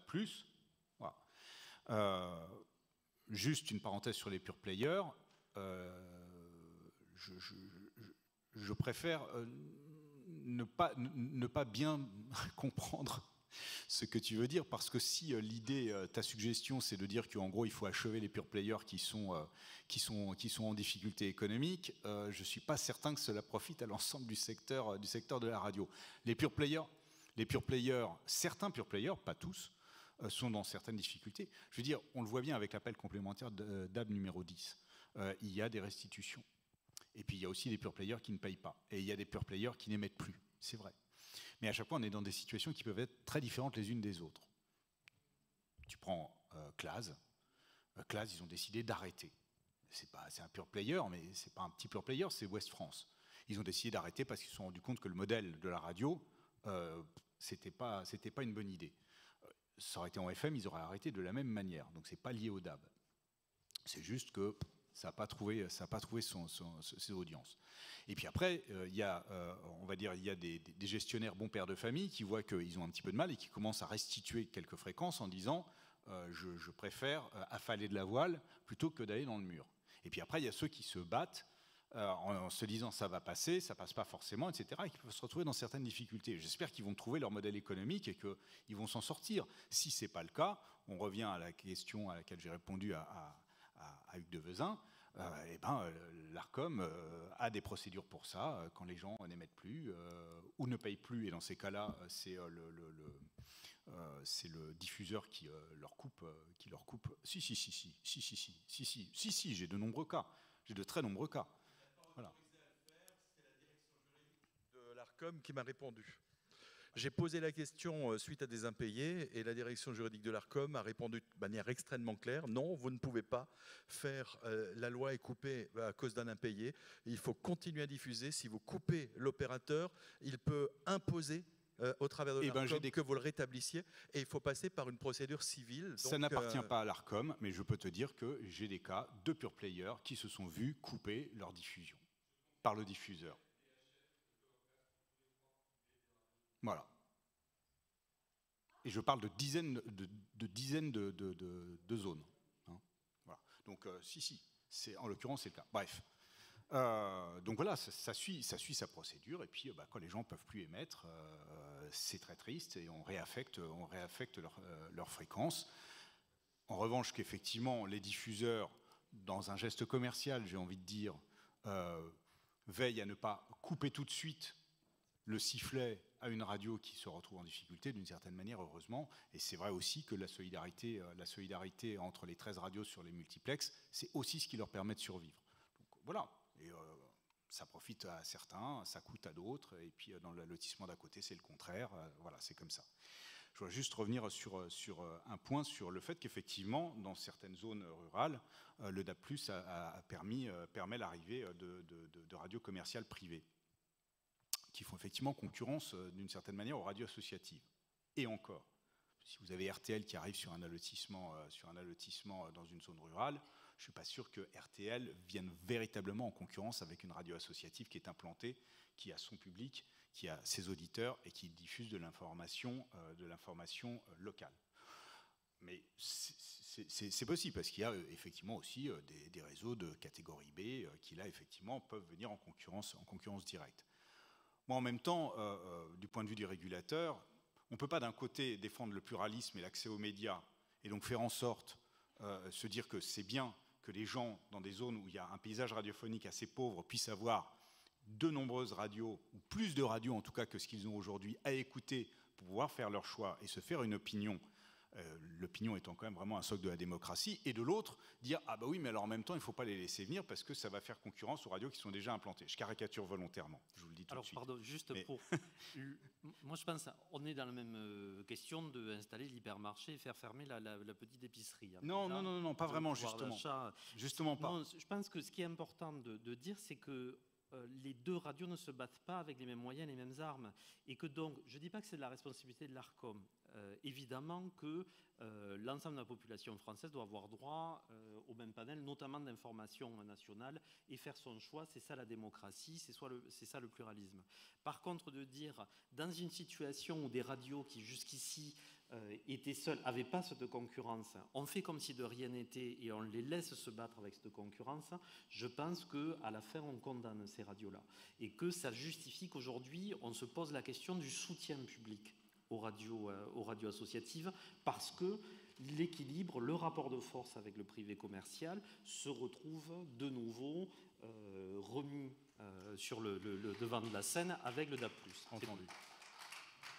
Merci pour cette précision. Et je voudrais dire en conclusion que ça marche aussi dans l'autre sens, y compris près de chez vous. C'est-à-dire que grâce au DAB+, effectivement, ou à cause du DAB+, je ne sais pas, certaines radios commerciales privées se sont implantées sur certains allotissements qui viennent peut-être percuter d'un point de vue concurrentiel les radios associatives qui sont déjà implantées. Mais à l'inverse, il y a aussi des radios associatives qui ont comme ça pu prendre pied à Toulouse, grâce au DAB+. Alors, il y a E-Radio, RCF Occitanie et une radio, Radio Terre.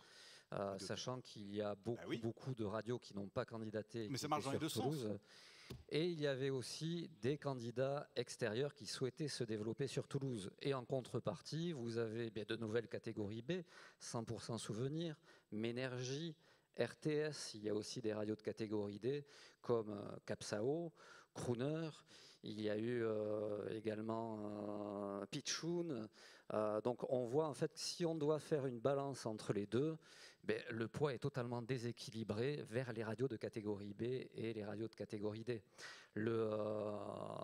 Et malheureusement, c'est vrai que les perspectives de développement pour les radios associatives, nous avons reçu une douche froide en fait lors de ces sélections qui ont été effectuées, où on a jugé. Alors, l'ARCOM juge que peut-être notre appréhension de cette problématique n'est pas la bonne, mais en tout cas, nous avons jugé que les sélections qui avaient été faites, s'étaient faites au détriment aussi des radios de communication sociale de proximité. J'ai répondu en grande partie sur ce point en mettant sur la table les pourcentages, donc je ne vais pas revenir dessus. Et après, il ne faut jamais oublier que la mission de l'ARCOM, c'est de veiller au pluralisme. Il y a 5 catégories de radios privées, outre le service public. Le service public, je n'en parle pas, puisqu'en l'occurrence, c'est un droit de réservation prioritaire de l'État qui l'aurait affecté.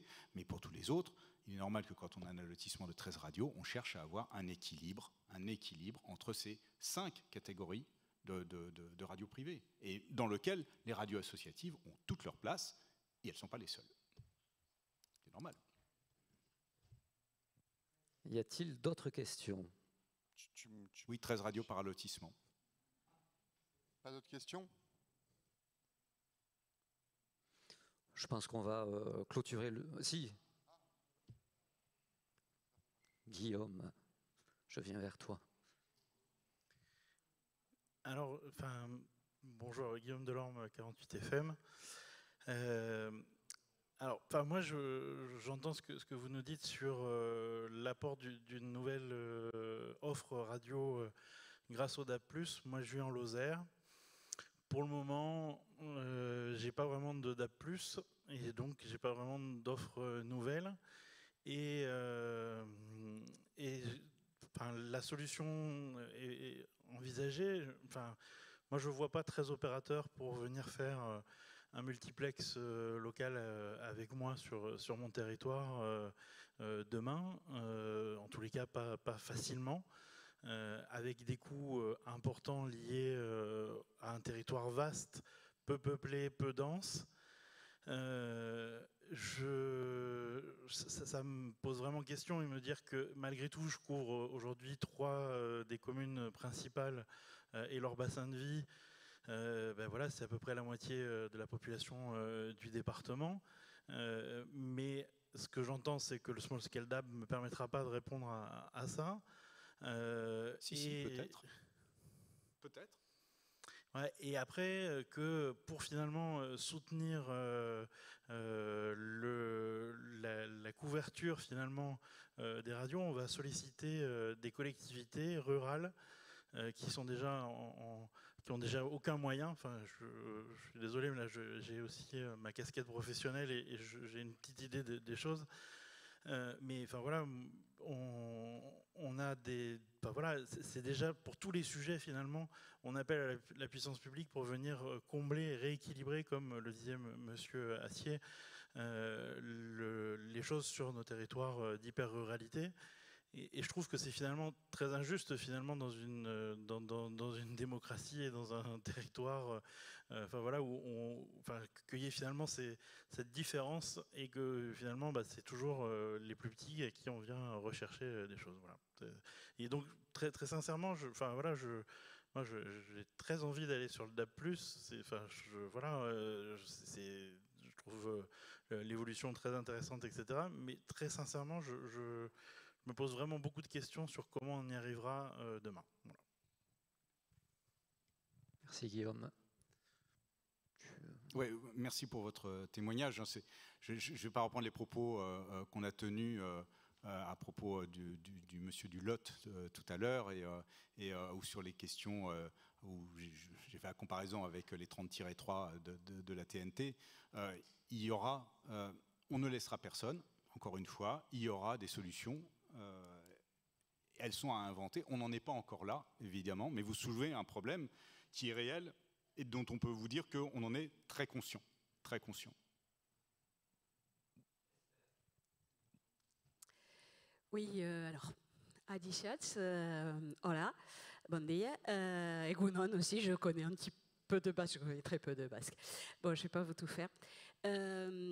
Salut, Radio Occitanie à Toulouse. Vous disiez tout à l'heure que les radios associatives ne se sont pas mises sur des multiplex étendus pour des raisons de choix éditoriaux, grosso modo, ou de bassin de population. Nous, à Toulouse, on aurait très fortement voulu se mettre sur un bassin étendu. Mais ce n'est pas un choix éditorial, c'est qu'il n'y a pas les moyens. C'est uniquement ça. Il faut aussi, ce que disait Hugues, on n'a pas les moyens. Nous, dans Radio Occitanie, en tant que femme, je ne suis pas payée plus ou moins que mes collègues hommes. On est tous au SMIC. Faut partir de ça. Se dire qu'on crève la faim, je suis désolée. Donc vous dites oui, mais les radios font ça parce qu'elles n'ont pas forcément envie d'aller. Mais si, mais on n'a pas les moyens. J'espère que je ne le dis pas comme ça. Je suis désolée, vous l'avez un peu dit comme ça. Je ne sais pas ce qu'en pensaient les autres, mais moi je l'ai senti comme ça. Vous trouvez que j'ai quelque chose d'un peu méprisant quand je dis ça? Non, c'est pas ça. Ah bon. Vous avez juste dit pour des raisons qui étaient. Ça peut. Non. C'est juste qu'on n'a pas les moyens. Ou pour des raisons économiques. Oui, vous avez dit, mais c'est, bien sûr. À mon avis, dans 95% des cas, c'est pour des raisons économiques. C'est pas parce que... Non. Ouais, non, je vais pas aller plus loin que la banlieue toulousaine parce que ça m'intéresse pas. Si. Ça m'intéresse. C'est peut-être vrai pour votre radio, je suis désolé. J'ai rencontré il n'y a pas très longtemps en banlieue de Metz, Radio Peltre, qui est une radio associative qui est à Peltre, qui est un petit village à côté de Metz et qui émet sur Peltre, uniquement pour les habitants de Peltre. Et ça ne l'intéresse pas du tout d'aller sur l'allotissement à Metz, qui est à côté. Voilà. Mais ça ne contredit pas ce que vous dites. Ça ne contredit pas ce que vous dites. Ça veut dire que vous, effectivement, vous aimeriez pouvoir aller sur un étendu, et je vous comprends. et ce serait dans votre intérêt, sauf que vous ne pouvez pas parce que les coûts de diffusion sont trop importants, et ça correspond à une réalité. Ça n'est pas la seule, mais c'est vrai. C'est pas la seule, mais je pense que c'est la majorité, parce que vous me parlez d'une radio, moi j'en connais quand même. Mais vous vous plein. rendez compte qu'il y a 780 radios associatives, il y a des tas de cas qui sont différents, et heureusement d'ailleurs, parce que c'est ce qui fait toute la richesse du secteur. Ou la pauvreté. J'ai une autre par contre en tant que radio d'expression occitane, qui donc est un petit peu embêtée par l'article 2 de la Constitution. J'ai aussi une question sur pourquoi est-ce que tout le monde dit DAB+, ou DAB+. Parce que, pardon, on dit TNT, on a commencé à dire RNT, et on dit Digital Audio Broadcasting. Et pardon, je parle très bien anglais, merci. Donc pourquoi est-ce que, si la langue de la République est la France, pourquoi est-ce qu'on utilise le sigle DAB+. Alors vous avez tout à fait raison. D'ailleurs, quand j'ai des expressions... oui. Je suis tout à fait d'accord avec vous, et quand j'ai des expressions publiques auprès de gens qui ne connaissent pas forcément, à chaque fois je dis le DAB+, virgule, la radio numérique terrestre, la RNT, l'équivalent de la TNT, mais pour la radio. Et à chaque fois je suis obligé de faire une phrase très très longue pour expliquer, ce qui est assez embarrassant. Alors pourquoi est-ce qu'on a... Alors je sais pas, j'étais pas là quand on a décidé d'appeler ça le DAB+. Alors le DAB+, parce que c'est la norme technique européenne, donc du coup... Elle porte le même nom que ce soit en France ou ailleurs. Mais alors il paraît aussi qu'il s'est dit qu'à l'époque, que RNT, ça faisait trop près de TNT, donc, etc. Mais je suis entièrement d'accord avec vous, moi je préfère RNT. Mais en l'occurrence, on ne m'a pas donné le choix. Mais je suis d'accord avec vous. Pour rebondir sur ce qu'a dit Esther, en fait, le problème, c'est que pour Radio Occitanie, il semble normal de couvrir toute la zone où on parle occitan, bien évidemment sans oublier les autres radios qui promeuvent cette langue. Le souci, c'est que l'allotissement étendu de Toulouse, qui correspond aux influences donc, de France Bleu Toulouse, c'est juste lunaire le périmètre de France Bleu Toulouse. C'est-à-dire que ça correspond grosso modo au périmètre de l'ex-région Midi-Pyrénées, donc avec 8 départements à couvrir, donc ce qui entraîne des coûts de diffusion qui sont juste intenables pour les radios associatives. Donc là aussi, il y a une réflexion sur peut-être l'idée, l'émergence, grâce, je l'espère, à de nouvelles ressources qui pourront être trouvées, sur des allotissements qui pourront garantir, parce que c'est notre finalité à tous, à toutes et tous qui sommes ici présents, c'est que nos radios puissent avoir un périmètre de diffusion qui corresponde au périmètre en fait, d'influence de la ligne éditoriale de notre radio. Et être privé d'un territoire, ça nous prive également de financement. Excusez-moi, j'ai une question, madame. Si vous aviez... vous seriez en mesure d'assumer exactement la même zone de couverture que l'étendue, mais en FM, avec les coûts de diffusion de la FM? Non.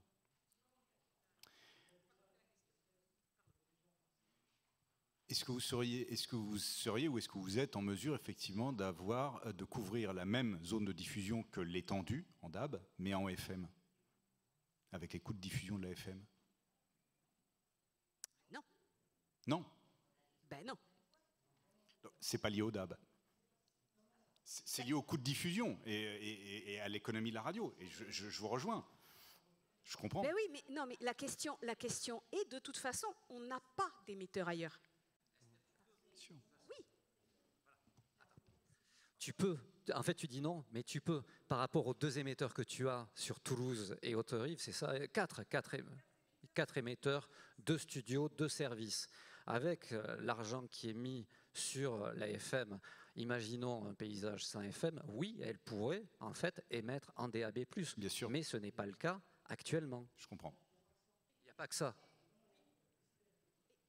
Et puis, oui. Pardon, juste. Le problème est aussi, vous nous dites, est-ce qu'on a les moyens de diffuser en FM? Non, puisque de toute façon, on n'a pas les autorisations. Non, mais si vous aviez les autorisations, est-ce que vous auriez les moyens? Je parle vraiment uniquement en coût de diffusion. C'est une vraie question. Parce qu'on ferait des annexes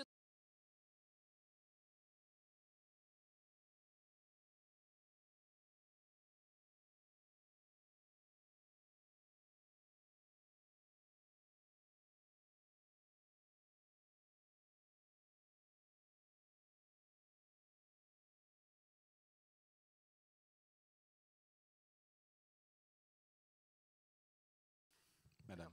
Bonjour, Jean-Siane Breuil, Radio Espoir FM, Agen, Nouvelle-Aquitaine. Voilà, nous avons deux émetteurs en FM, nous couvrons tout le département.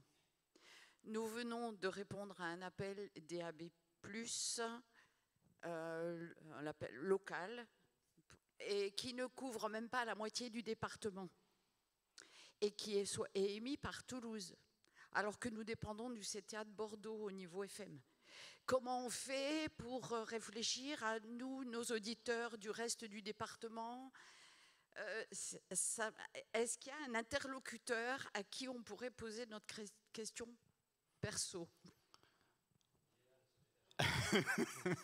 Antoine Tabar, cesse de te cacher, tu es beaucoup trop grand, tout le monde te voit.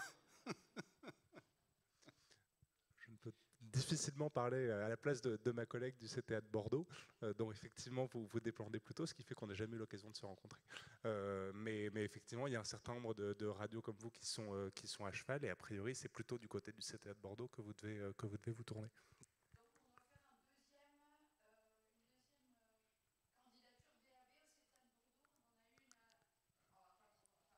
Alors, dans votre cas, pardon, j'ai pas entendu tout le début de votre question, mais on peut se voir après, ça me paraît plus...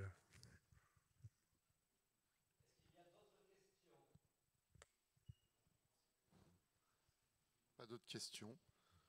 Jean-Marc, on va peut-être rappeler le rendez-vous. Je pense que c'est le moment pour que vous puissiez faire une conclusion déjà, ensuite on remerciera, mais chacun va s'exprimer pendant 2-3 minutes pour conclure ce débat. Cet échange surtout.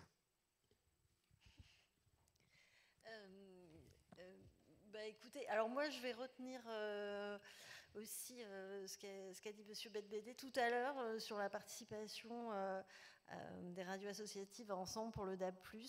Je pense que voilà, le ministère est conscient de l'importance que toutes les radios s'associent à ce mouvement vers le DAB+, comme l'a expliqué Hervé tout à l'heure, notamment l'importance de ne pas dépendre des intermédiaires d'Internet et des opérateurs Internet. Donc voilà, je crois qu'il faut que ce soit un mouvement général, commun, qui regroupe à la fois les radios associatives, les radios privées commerciales, et que tous ensemble, on puisse avancer sur ce sujet qui est capital pour effectivement ne pas être complètement dépassé par l'IP. Aujourd'hui, c'est vraiment le combat qu'il faut mener, et je pense que le ministère vous accompagnera sur ce combat. Et nous attendons donc que le ministère nous entende bien. Merci à Mireille Namani. On refera les remerciements par la suite. Hervé.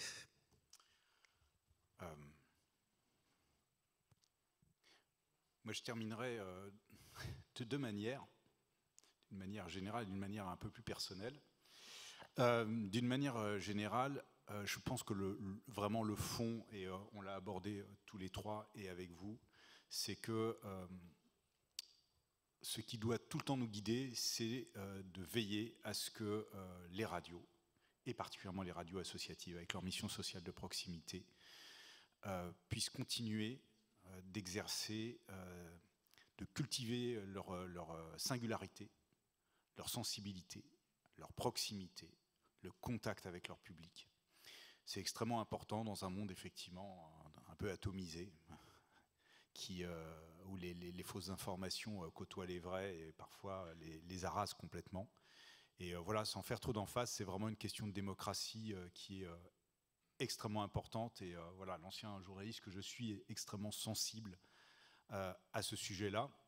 C'est Dominique Cardon, sociologue des médias, qui un jour devant l'Arcom avait dit que finalement le meilleur moyen de pousser les fausses informations, c'est d'écarter les fausses informations, c'est de pousser les vraies, et donc de mettre en avant les médias dits traditionnels que sont les vôtres. Et donc il faut continuer de cultiver ce lien avec vos auditeurs et qu'ils puissent continuer d'avoir confiance en vous.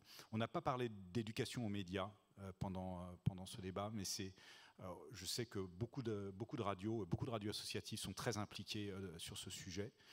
C'est un vrai sujet pour l'Arcom, c'est un vrai sujet pour tout le monde. Ça concerne tout le monde, ça ne concerne pas que les jeunes dans les écoles, ça concerne toutes les générations.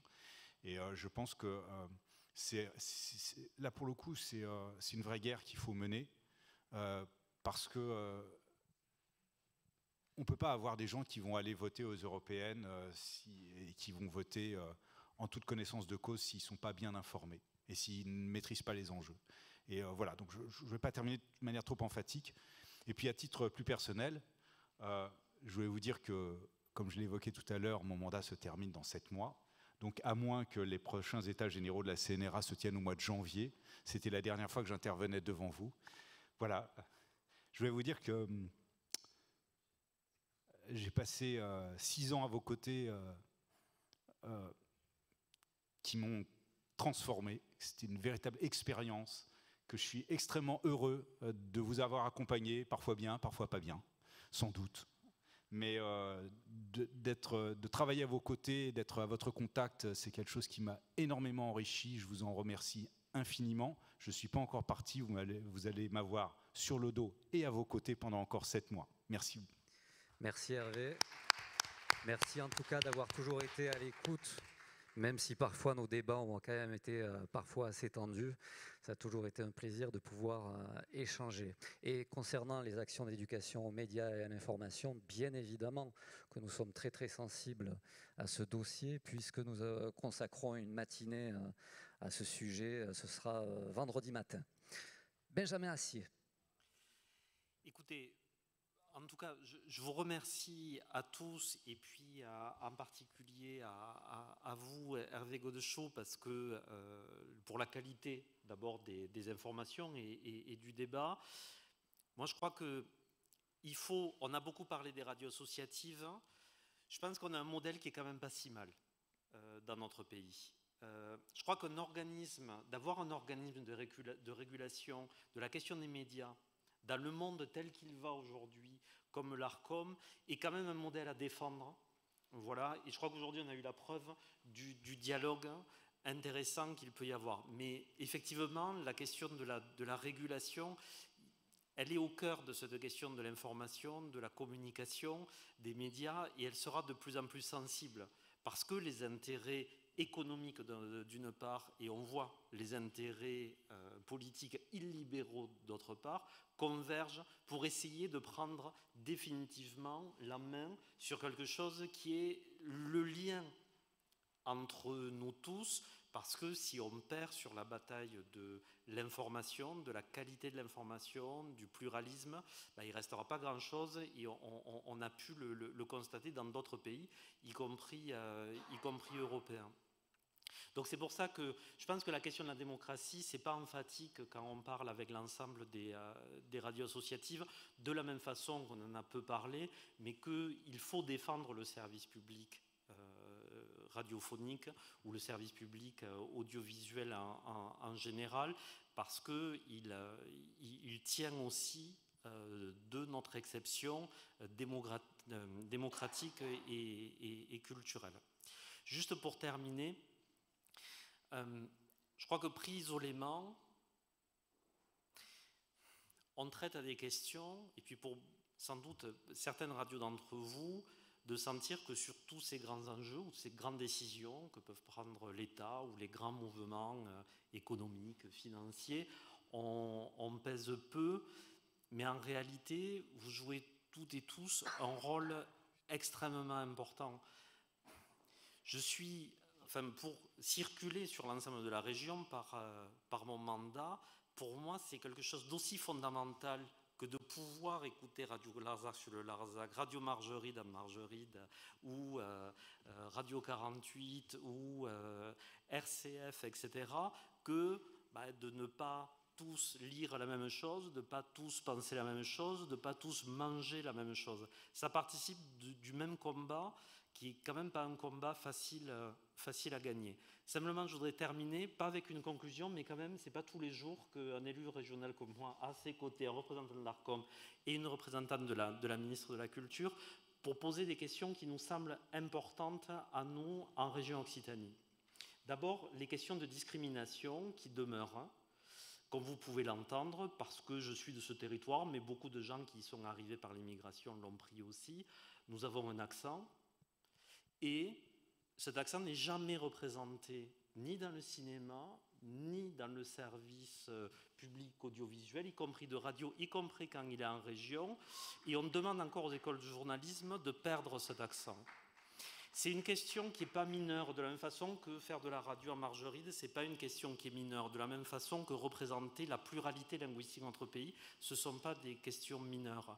Dire à l'ensemble de la jeunesse de ce territoire, si tu ne perds pas ton accent, qui n'est pas une mauvaise façon de prononcer la langue française, c'est une façon simplement territorialisée, c'est une façon qui prend l'héritage des autres langues et des autres influences qu'on a pu avoir, c'est quand même dire tu n'es pas digne de la représentation, si ce n'est dans la caricature.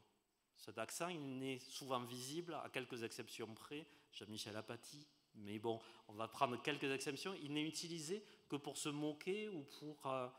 c'est une vraie question. De la même façon que le ministère de la Culture, aux côtés de la région, mettons des sommes significatives d'argent public pour faire en sorte qu'il y ait une création artistique en région, qu'elle soit possible.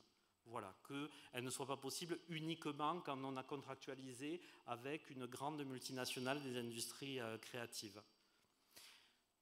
Le service public régional de radio en région a une programmation musicale qui est la copie conforme d'une radio privée commerciale. Jamais la création régionale n'est diffusée sur France Bleu, pour le citer.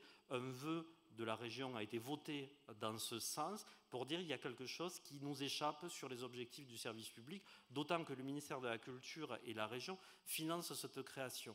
J'en viens à conclure pour dire qu'il n'y a pas d'opposition entre le local et l'universel, et ça a été le grand problème de la culture et de la construction dans notre pays. Je ne connais pas une idée, un combat, une valeur universelle qui ne soit pas née quelque part. Simplement, c'est une idée qui a eu l'opportunité d'être communiquée aux autres. Et dans notre pays, la communication, elle vient encore quand même à très très grande majorité d'une seule ville, la capitale. Et donc les Outre-mer et le reste des territoires demandent à avoir une vraie révolution culturelle. Voilà. Merci.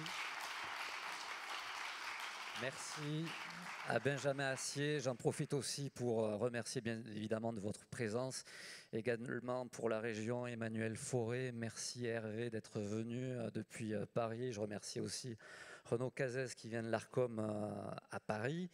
Et aussi du CTA de Toulouse, vous le connaissez tous désormais, notre secrétaire général du CTA de Toulouse, Antoine Tabar. Et merci. Donc vous pouvez mettre...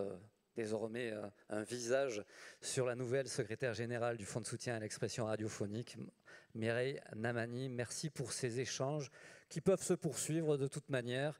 Et je pense que sur les différents sujets de préoccupation que nous avons évoqués aujourd'hui, eh bien, ce seront les mêmes, ils évolueront, mais nous allons toujours en discuter demain. Merci.